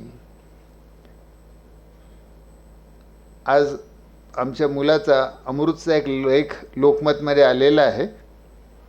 पण इव्होल्युशन आपल्याला काय सांगते? गडचिरोलीच्या जवळ ताडोबाचं जंगल आहे. त्या जंगलात तुम्ही गेलात, सांबारांचा कळप किंवा हरणांचा कळप फिरतो आहे, आणि त्यातल्या एखाद्या हरणाला किंवा सांबाराला जर असं दिसलं की जवळ कुठेतरी झुडपामध्ये वाघ दबा भरून धरून बसला आहे, तर आता त्या सांबाराने काय करायला पाहिजे? तो जर माणूस असता तर त्याने हुशारीने विचार केला असता की माझा फायदा कशात आहे? इतरांच्या लक्षात येण्याच्या अगोदर मी पळून जातो. मला सगळ्यात पहिल्यांदा कळलं आहे की वाघ आहे, याचा मला फायदा आहे, तर मी पळून जातो. ते सांबार तसं नाही करत. ते सांबार एक अलार्म कॉल देतं, जोरात ओरडतं इतर कळपातल्या इतर सगळ्या सांबारांना सावध करण्यासाठी, आणि अख्खा कळप चौखूर पळतो. आता प्रश्न असा की या सांबाराने हे का करावं? त्याला खरं म्हणजे कळलं आहे की वाघ आहे, तर आपण त्याचा फायदा घेऊन सगळ्यात पहिले पळून जावं. दुसरं असं की मी जर आवाज केला तर पहिले ते वाघाचं लक्ष माझ्याकडे येणार, म्हणजे मी स्वतःसाठी धोका निर्माण करणार, आणि तरी ते सांबार तसं करतं. याचं कारण निसर्गाने सगळी प्राणी जमात ही हार्ड वायर्ड आहे. की मला नुसता माझा स्वतःचा नाही पण समुदायाचा विचार करायचा आहे. आणि म्हणून हे काय नुसतं महात्मा गांधींचं तत्त्वज्ञान किंवा संतांचं तत्त्वज्ञान नाही आहे की शेजाऱ्यावर प्रेम करा. बायोलॉजिकली डार्विन सांगेल आपल्याला की biologically you are hardwired. स्पेसीजला वाचवा. इंडिव्हिज्युअल जगतो की नाही जगत हे महत्त्वाचं नाही, अख्खी मानवजात जगली पाहिजे. तर पण आपलं सगळं जीवन बघा कसं सगळं स्पर्धेच्या अवतीभोवती विणलेलं आहे. बालवाडीमध्ये KG मध्ये ॲडमिशनसाठी पोरांच्या परीक्षा घेतात. तर तिथून जी स्पर्धा सुरू होते, जीवनाच्या प्रत्येक क्षणामध्ये स्पर्धा आहे. शाळेत जाण्यासाठी स्पर्धा, शाळेनंतर शाळेच्या वर्गामध्ये स्पर्धा. ती TV एक जाहिरात तुम्ही पाहिली असेल, आजकाल दिसत नाही मला ती, पण पूर्वी यायची. एक ब्लॅक अँड व्हाईट जाहिरात होती. 2 बाया एक अशा काहीतरी सार्वजनिक बगीच्यामध्ये बसून एका बेंचवर बसून गप्पा मारतात आहे आणि बाया विणतात आहे काहीतरी हाताने, स्वेटर वेटर. अचानक एका बाईचं मूल धावत धावत येतं, शाळेच्या पांढऱ्या ड्रेसमध्ये आहे, असेल 5वी 6वी मधलं मूल असेल, धावत धावत येतं आणि आईला म्हणतं की आई आई मला 95% मार्क मिळाले. आता आईने काय करायला हवं? त्या जाहिरातीतली आई उठते आणि म्हणते लेकिन राजू को कितने मिले? तुला किती मिळाले इट्स इमटेरियल. दुसऱ्या मुलांच्या तुलनेत तू कुठे उभा राहतो? आई जेव्हा मास्तरीण होऊन जाते आणि ती आपल्या मुलाचं कौतुक करायचं की नाही करायचं हे देखील स्पर्धेच्या तुलनेने विचार करायला लागते, तेव्हा त्या मुलाचं काय होईल? मग एक अशी पिढी निर्माण होते. गडचिरोलीमध्ये शिबिर आम्ही घेतो. अगदी पहिली जेव्हा शिबिरं घेतली तेव्हा काही मुंबईची मुलं होती, काही गडचिरोलीची आदिवासी मुलं होती. एक खेळ आम्ही त्यांना की समजा तुम्ही दोघांच्या जोड्या केल्या, तर तुम्ही जंगलातनं जाता, अचानक समोरून एक वाघ आला, तर काय कराल? तर गडचिरोलीची आदिवासी मुलं म्हणाली काय करणार, दोघं मिळून त्या वाघाशी लढू, जगलो तर दोघेही जगू नाही तर दोघेही मरू. मुंबईची 2 मुलं होती, तर त्यांची जोडी होती. त्यातला मुलगा असं म्हणाला की मी जोरात पळत सुटेन. तर मी त्याला म्हणालो अरे तू किती जोरात पळाला तरी तू काय वाघापेक्षा जास्त गतीने थोडी पळू शकणार आहे? नाही म्हणे, वाघापेक्षा जास्त गतीने पळायची गरज नाही, हा माझा सोबती आहे, त्याच्यापेक्षा जास्त गतीने पळालो की वाघाच्या तोंडात तो जाईल म्हणे, मी जिंकलो. म्हणजे मित्राला देखील जी वाघाच्या तोंडात देते त्याला स्पर्धा असे म्हणतात. आणि आपण सगळेजण सध्या दुर्दैवाने दिवस रात्र त्या स्पर्धेच्या जीवनामध्ये आणि जगामध्ये जगतो. आपणच जगतो असं नाही, आपल्या मुलामुलींना देखील जबरदस्तीने त्याच्यात ढकलतो आहोत. या स्पर्धामय जीवनाचं मानसिक ताण तो होतोच होतो, पण प्रत्येक माणूस एकटा बनतो. स्पर्धेचं तत्व काय करतं? स्पर्धेचं तत्व असं करतं की अख्खं जग विरुद्ध तू एकटा. सगळे जग तुझं दुश्मन आहे, ते तुला लुटायला टपलेलं आहे, सगळ्यांशी तुला स्पर्धा करायची आहे. आणि बघ बरं, त्याच्यातनं जगला तर जगशील. सगळे जग तुझं शत्रू आहे. सगळ्या जगाला जे शत्रू किंवा स्पर्धक म्हणून बघायला शिकवतं, अशा जगात आपण आज जगतो. आणि त्यामुळे प्रत्येक जणाला लोनली वाटतं आहे. प्रत्येकजण रडतो आहे की मी एकटा आहे. खरं म्हणजे एकटा मी स्वतःला करतो. आणि म्हणून मग या एकटेपणावरती काय करावं? हृदयरोग निर्मितीमध्ये या एकटेपणाचं महत्त्वाचं हातभार आहे. कारण माणूस एकटा जगण्यासाठी बनलेला नाही आहे, पण आपण एकटं केलं आहे स्वतःला. आजच्या अर्थरचनेमुळे आणि शिक्षण रचनेमुळे आपण स्वतःला एकटं करून टाकलेलं आहे. याच्यावर उपाय सोपा आहे, प्रेम. प्रेमापेक्षा सोपा उपाय नाही खरं म्हणजे. आपल्याला जर एकटं राहायचं नसेल आणि दुसऱ्याशी जोडून घ्यायचं असेल तर प्रेम हा अतिशय महत्त्वाचा आणि उपयोगी पद्धत आहे. त्याला काय आहारासारखं खाता येत नाही, त्याला मनातनं यावं लागतं. आणि ते बॉलिवूड टाईपचे प्रेम आपण म्हणत नाही आहोत, पण आपल्याला एकमेकांविषयी जी आपुलकी वाटते आणि सोबतच त्याच्या जबाबदारी वाटते त्याला प्रेम म्हणतात. ज्याच्यात नुसतंच अट्रॅक्शन वाटतं पण जबाबदारी काहीच वाटत नाही ते प्रेम नाही. तर प्रेम, एकमेकांच्या प्रती प्रेम म्हणजे आजच्या जगामध्ये इतकं दुर्मिळ झालेलं आहे. अमेरिकेमध्ये 80च्या दशकामध्ये गंमत झाली. एका माणसाच्या घरी काहीच नव्हतं, घरी कोणीच नव्हता, एकटाच, एक म्हातारी होती मला वाटतं, एकटीच होती बाई, घरी कोणीच नाही. तिच्या घरी एक कुत्रं होतं पाळलेलं, पेट डॉग म्हणतात त्याला. तिचं पेट डॉग मेला. आता काय करायचं? तर तिने एक दगडच ठेवला घरात आणि त्या दगडालाच ती लहान बाळासारखं वागवायला लागली. त्याला नाव दिलं तिने, त्याला कपडे घालायचे, त्याला आंघोळ घालायची. माझा हा पेट रॉक आहे म्हणे. पेट डॉग होता, त्याच्या जागी हा पेट रॉक. आता कोणीतरी टी व्हीवाल्याला ही स्टोरी भेटली त्याच्यात, त्याने टी व्हीवरती स्टोरी दाखवली. अमेरिकेमध्ये मोठी फॅशन झाली, लोक पेट रॉकच पाळायला लागले. मग पेट रॉक तर कोणी कंपनीवाले मागे कशाला राहतील? ते म्हणाले की तुमच्या पेट रॉकला काही अन्न पाहिजे की नाही, म्हणून त्यांनी पेट रॉक फूड बाजारात आणला.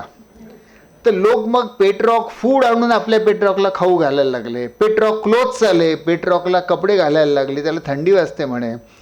तर अमेरिकेमध्ये पेट रॉक पाळण्याचं खूप प्रकरण झालं. माणसांना खरं म्हणजे काय करायचं होतं, कोणासोबत तरी नातं जोडायचं होतं. कोणीच भेटत नाही तर दगडासोबत नातं जोडायला लागले. पहिल्यांदा मी हसलो, पण मला वाटलं अरे आपणही आपल्या देशात हेच करतो की, याला आपण मूर्तीपूजा म्हणतो. तो आपला देव, त्या देवासोबत आपण नातं जोडतो आणि ते नातं माझ्या मनातच असतं.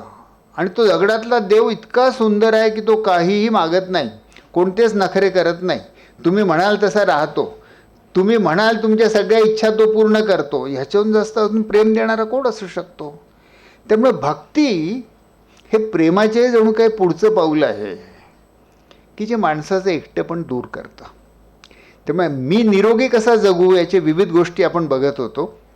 त्याच्यामध्ये आपण आहार पाहिला, आपण व्यसनापासून दूर राहणं पाहिलं, आपण व्यायाम पाहिला, आपण योग आणि प्राणायाम ध्यान पाहिला, आपण प्रेम, दुसऱ्यांसोबत नातं जोडायला जर काही नसेल तर दुसरं एक फार चांगलं साधन असतं.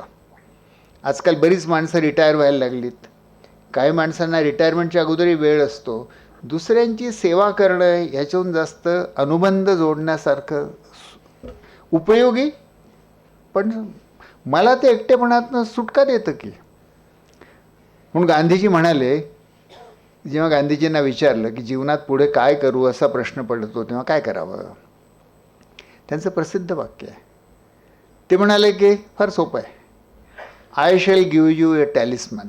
मी तुला एक जादूची तावीज देतो, त्याच्याने हा प्रश्न सुटेल. काय?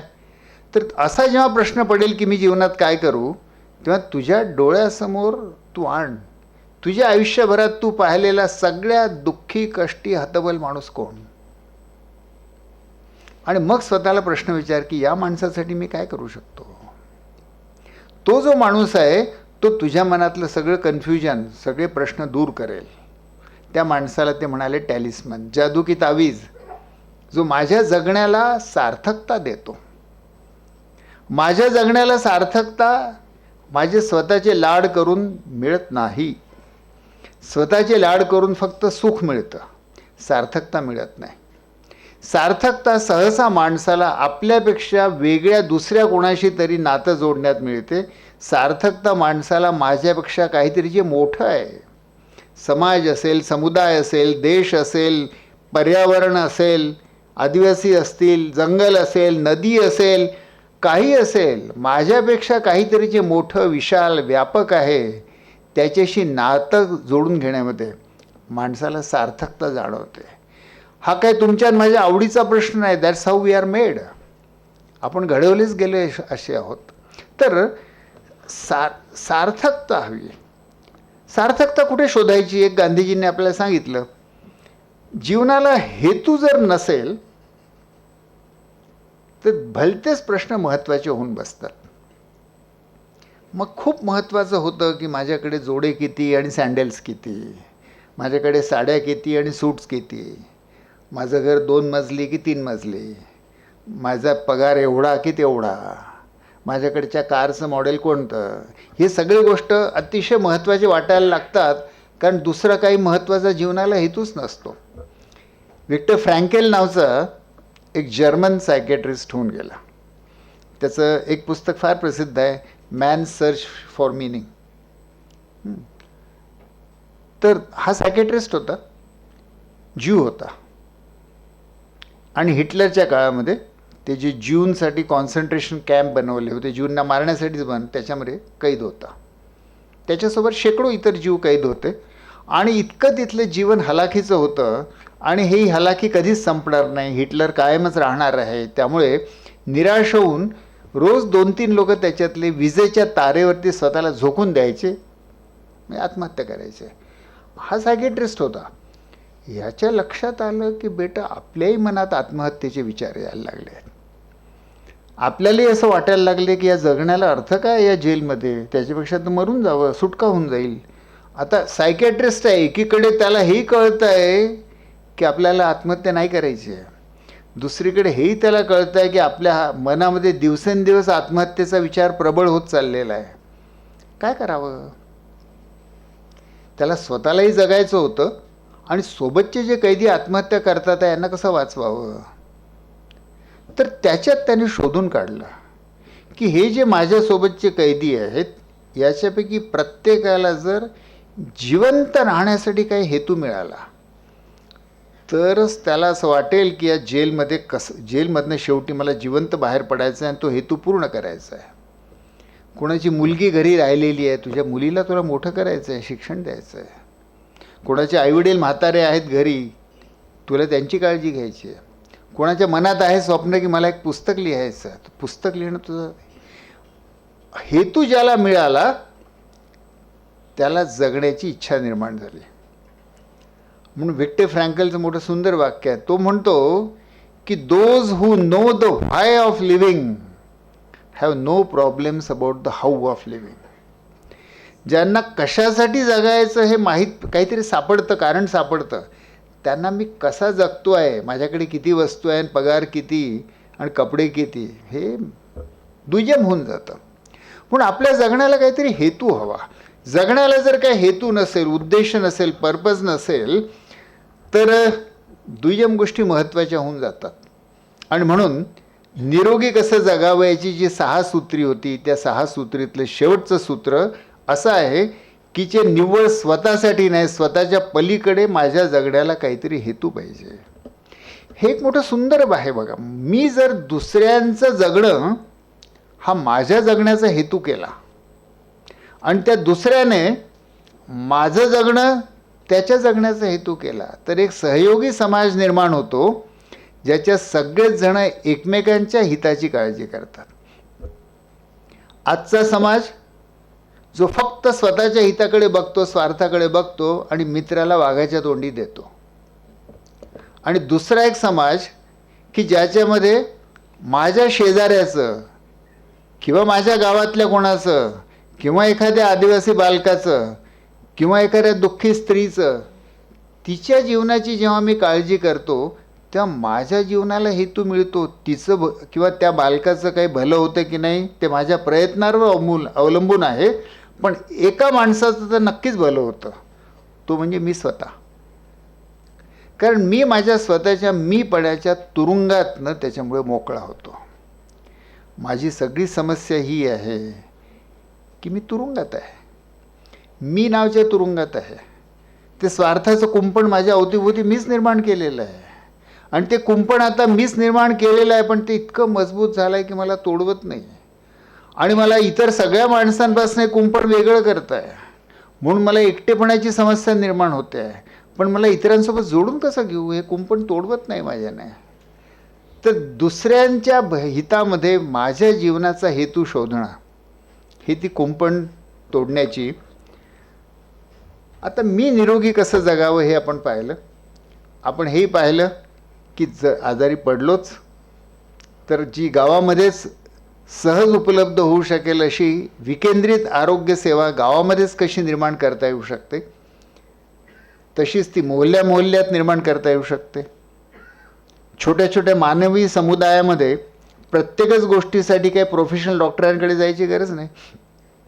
या ज्या गावातल्या बायांना आम्ही प्रशिक्षण दिलं, 36 दिवसांचं प्रशिक्षण दिलं की नवजात बालक आणि न्यूमोनिया झालेली मुलं यांना कसं शोधायचं, त्यांची काळजी कशी घ्यायची. आणि हे प्रशिक्षण पूर्ण झाल्यानंतर आम्हाला जरा संशयच होता की आपण भलतंच धाडस तर नाही करत आहो की गावातल्या डॉक्टर नसलेल्या बायांच्या हाती इतके महत्त्वाचे विषय देतो आहोत. म्हणून आम्ही भारतातले सगळ्यात मोठे असे 10 बालरोग तज्ज्ञ गडचिरोलीला बोलवले. त्यांना हे धन्यवाद दिले की ते आले, नाही तर गडचिरोली कुठे आणि कुठे दिल्ली आणि मुंबई.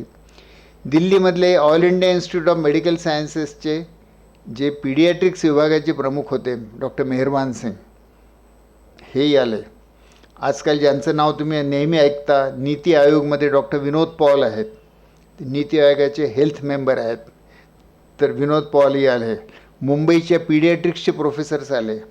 या 10 लोकांच्या गटाला आम्ही असं म्हटलं की या गावातल्या 39 बायांना आम्ही प्रशिक्षण दिलेलं आहे की गावातले नवजात मुलं आणि न्यूमोनिया यांचं निदान उपचार कसा करायचा.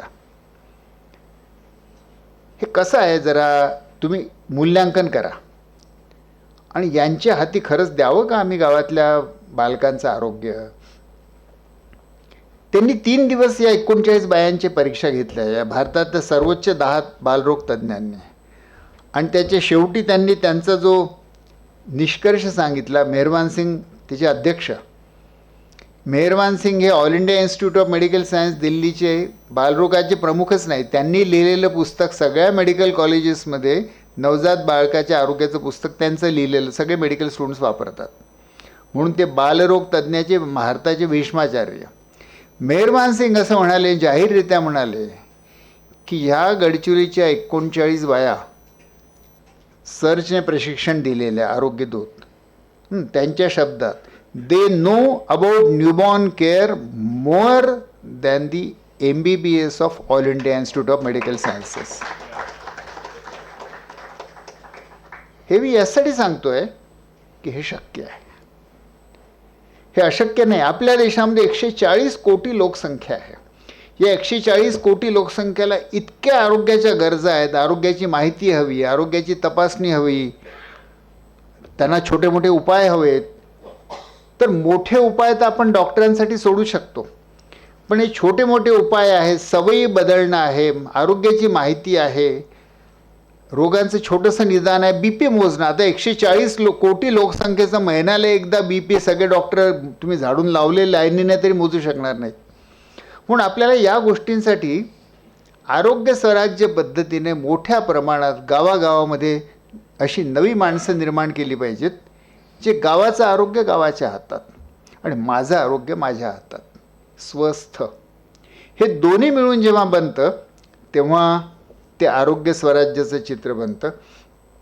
यासाठी व्यक्तीच्या पातळीवरती मी रोज कसं जगतो याची ती लढाई आहे.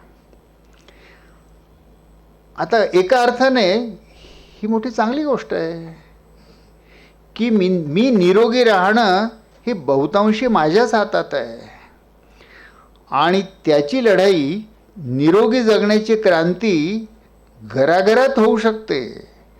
म्हणजे घराघरामध्ये याचं कुरुक्षेत्र होऊ शकतं. निरोगी जगण्याचं महाभारत काही कुठे मोठ्या रुग्णालयातच घडलं पाहिजे असं आवश्यक नाही आहे.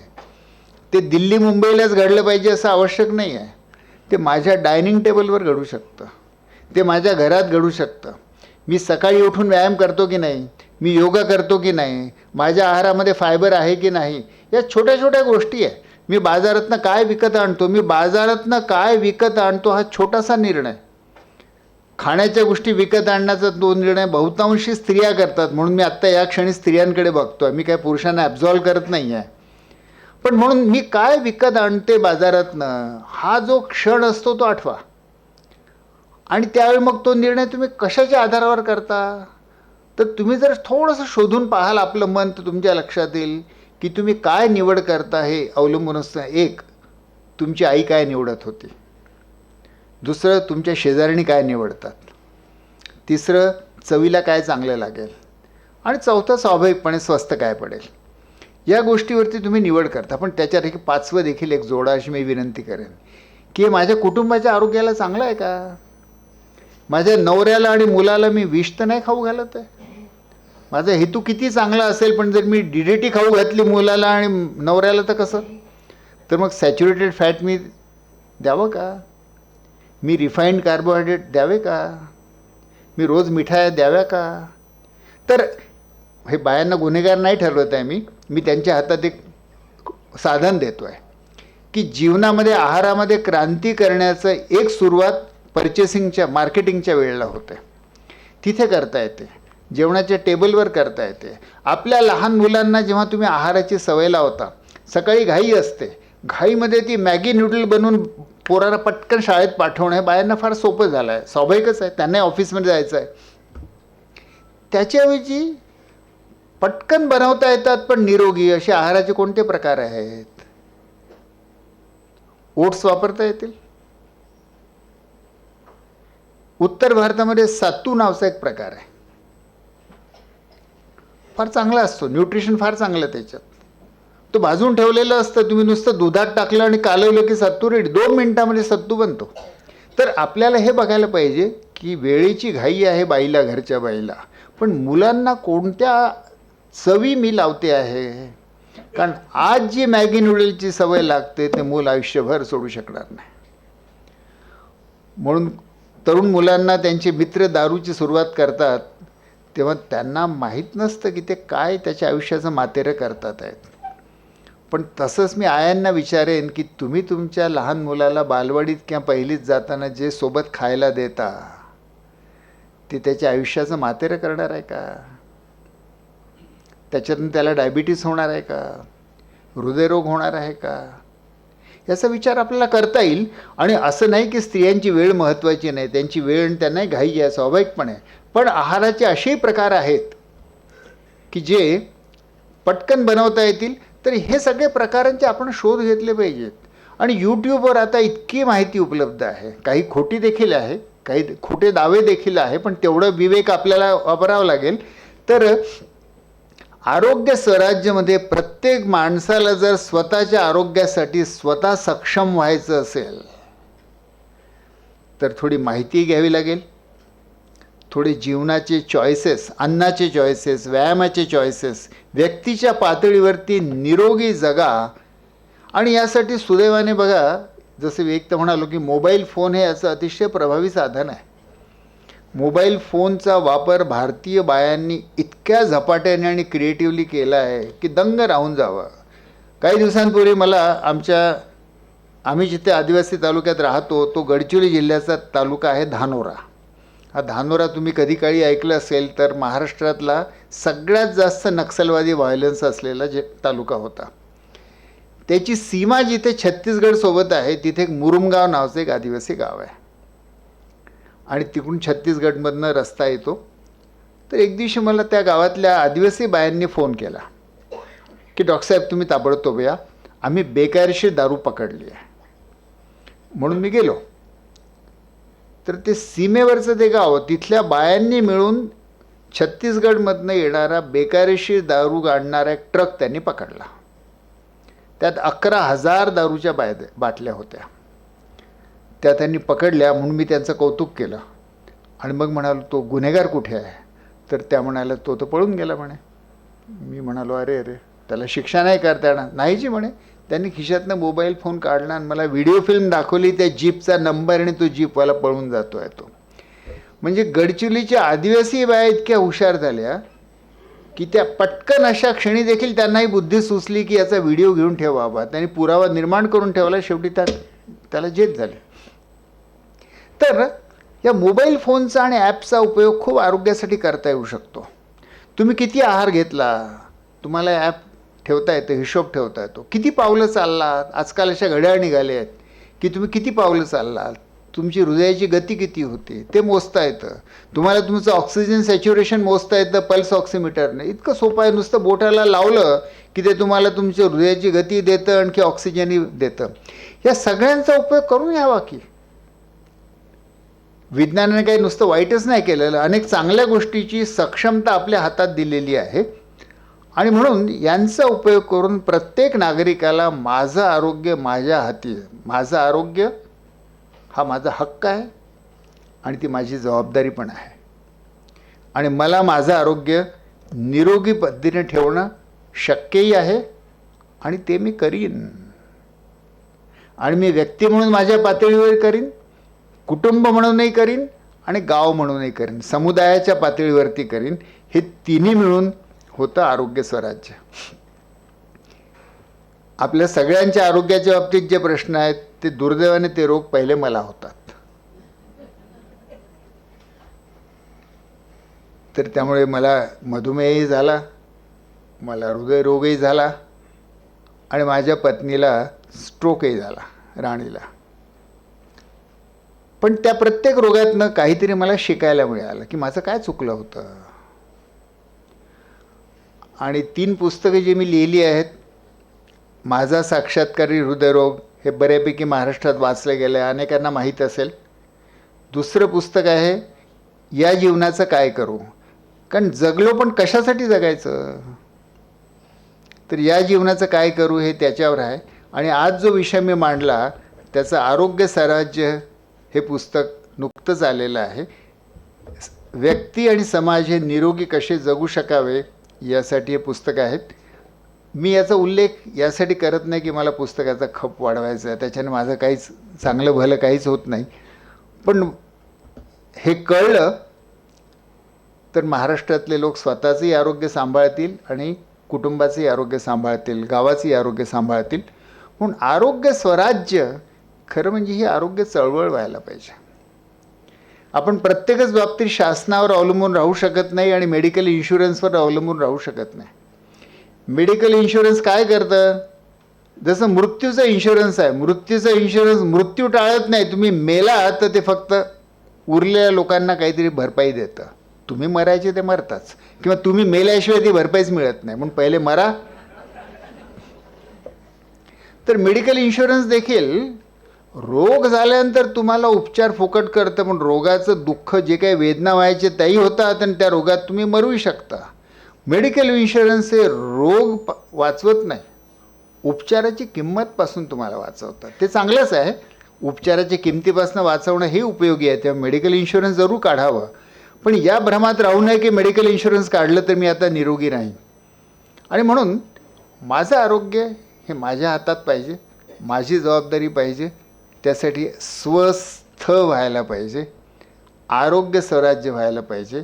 आणि म्हणून खरं म्हणजे आरोग्य स्वराज्य ही महाराष्ट्रामध्ये एक लोकचळवळ व्हायला पाहिजे, एवढीच माझी इच्छा. आता एक फक्त प्रश्न तरी राहतो की हे परिवर्तन करायचं, याच्यातला शासनाच्या बदलाचा जो भाग आहे त्याची मी चर्चा आत्ता केली नाही, कारण याच्यामध्ये बरीच जबाबदारी शासनावरही येते. जर लातूरमध्ये पोल्युशन असेल तर तुम्ही किती प्राणायाम केला उलट जास्तच तुम्ही धूळ आतमध्ये घ्याल. त्यामुळे लातूरमध्ये पोल्युशन व्हायला नको, किंवा लातूरमध्ये पुरेसा पाणी पुरवठा व्हायला पाहिजे. या काही गोष्टी शासनाच्या हातात आहेत. तंबाखू आणि दारू मुबलक उपलब्ध आहे, हे शासनाच्या हातात आहेत. त्या काही गोष्टी शासनाच्या हातात आहेत, पण त्याचा मी आज उल्लेख नाही केला कारण त्याचा व्यक्तिशः प्रत्येकाला उपयोग नाही. आता एक प्रश्न नेहमीच आपल्या मनात असं सगळं जेव्हा आपण थोडं कठीण वाटणारं ऐकतो तेव्हा असं वाटतं हे सगळं योग्यता आहे, पण हे शक्य आहे का. समाज इतक्या मोठ्या प्रमाणात आणि मोठ्या गतीने एका विशिष्ट जीवनशैलीकडे वळतो आहे. त्या जीवनशैलीचे माझ्यावर आरोग्यावरती परिणाम आहेत आणि पृथ्वीच्या आरोग्यावरही दुष्परिणाम आहेत, आणि तरी देखील जातोच आहे समाज. तर मग हे बदलणं शक्य आहे का. वस्तुतः आरोग्य स्वराज्यामध्ये जे परिवर्तन माझ्या जीवनात मी करतो ते एका अर्थाने एक आरोग्याची आणि सांस्कृतिक क्रांती आहे. सांस्कृतिक म्हणजे काय, हो मी रोज कसं जगतो त्याला संस्कृती म्हणतात. त्यामुळे माझं रोजचं जगण्याचा बदल ही सांस्कृतिक क्रांती आहेच, पण सोबत ती राजनैतिक क्रांती देखील आहे. या अर्थाने की मी माझ्या आरोग्याची जबाबदारी माझ्या हातात घेतो, मी सत्ता माझ्या हातात घेतो. मी सत्ता शासनाच्या हाती देत नाही, की डॉक्टरांच्या हाती देत नाही, की मेडिकल इन्शुरन्सच्या हाती देत नाही. आरोग्य आउटसोर्स करता येत नाही, कारण आरोग्य आउटसोर्स केलं तर तुम्ही जगाल की मराल हे दुसऱ्याच्या हातात जातं. आणि याच्यावर मोठा मूर्खपणा दुसरा असू शकत नाही की माझं जगणं किंवा मरणं याचा निर्णय मी दुसऱ्याला घ्यायला सोपून देईल. तर ते करायचं नसेल ते परिवर्तन केलं पाहिजे. मन जेव्हा थोडं साशंक होतं की हे शक्य आहे काय, पर्यावरणाच्या चळवळीमध्ये एक मोठं सुंदर वाक्य आहे. छोटासा माणूस हे काय करू शकतो, तर त्याचं वाक्य असं आहे की टिंबक्टूमध्ये, अगदी ओसाड, टिंबक्टूमध्ये एखाद्या लहानशा फुलपाखराने पंख फडफडवले तरी त्यामुळे पॅसिफिक महासागरामध्ये मोठं वादळ होऊ शकतं. ते पाखरू पंख फडफडवतं, त्याच्यामुळे शक्य आहे की आजूबाजूची हवा हलते, शक्य आहे की त्यामुळे हवेचा झोत निर्माण होतो, शक्य आहे की त्यातनं आकाशाचे काही ढग इकडचे तिकडे जातात. आणि ही जी परिणामांची साखळी आहे ही वाढत वाढत वाढत त्यामुळे पॅसिफिक महासागरामध्ये दूरवर कुठेतरी एक मोठं वादळ निर्माण होऊ शकतं. हे शक्य आहे. त्यामुळे माझ्या जगण्यातल्या छोट्याशा परिवर्तनामुळे कुणास ठाऊक मी समाजामध्ये एक जगण्याची वेगळी क्रांती निर्माण करू शकेन. आणि समाजात होईल की नाही पण माझ्या जीवनात तर नक्कीच होऊन जाईल. आणि म्हणून जेव्हा कधी अशी साशंकता मनात निर्माण होते की याच्याने काही होईल का, तर जरूर होईल. फक्त आपले इवलेवले जे पंख आपले प्रत्येकाचे आहेत ते एकदा फडफडून बघा. धन्यवाद.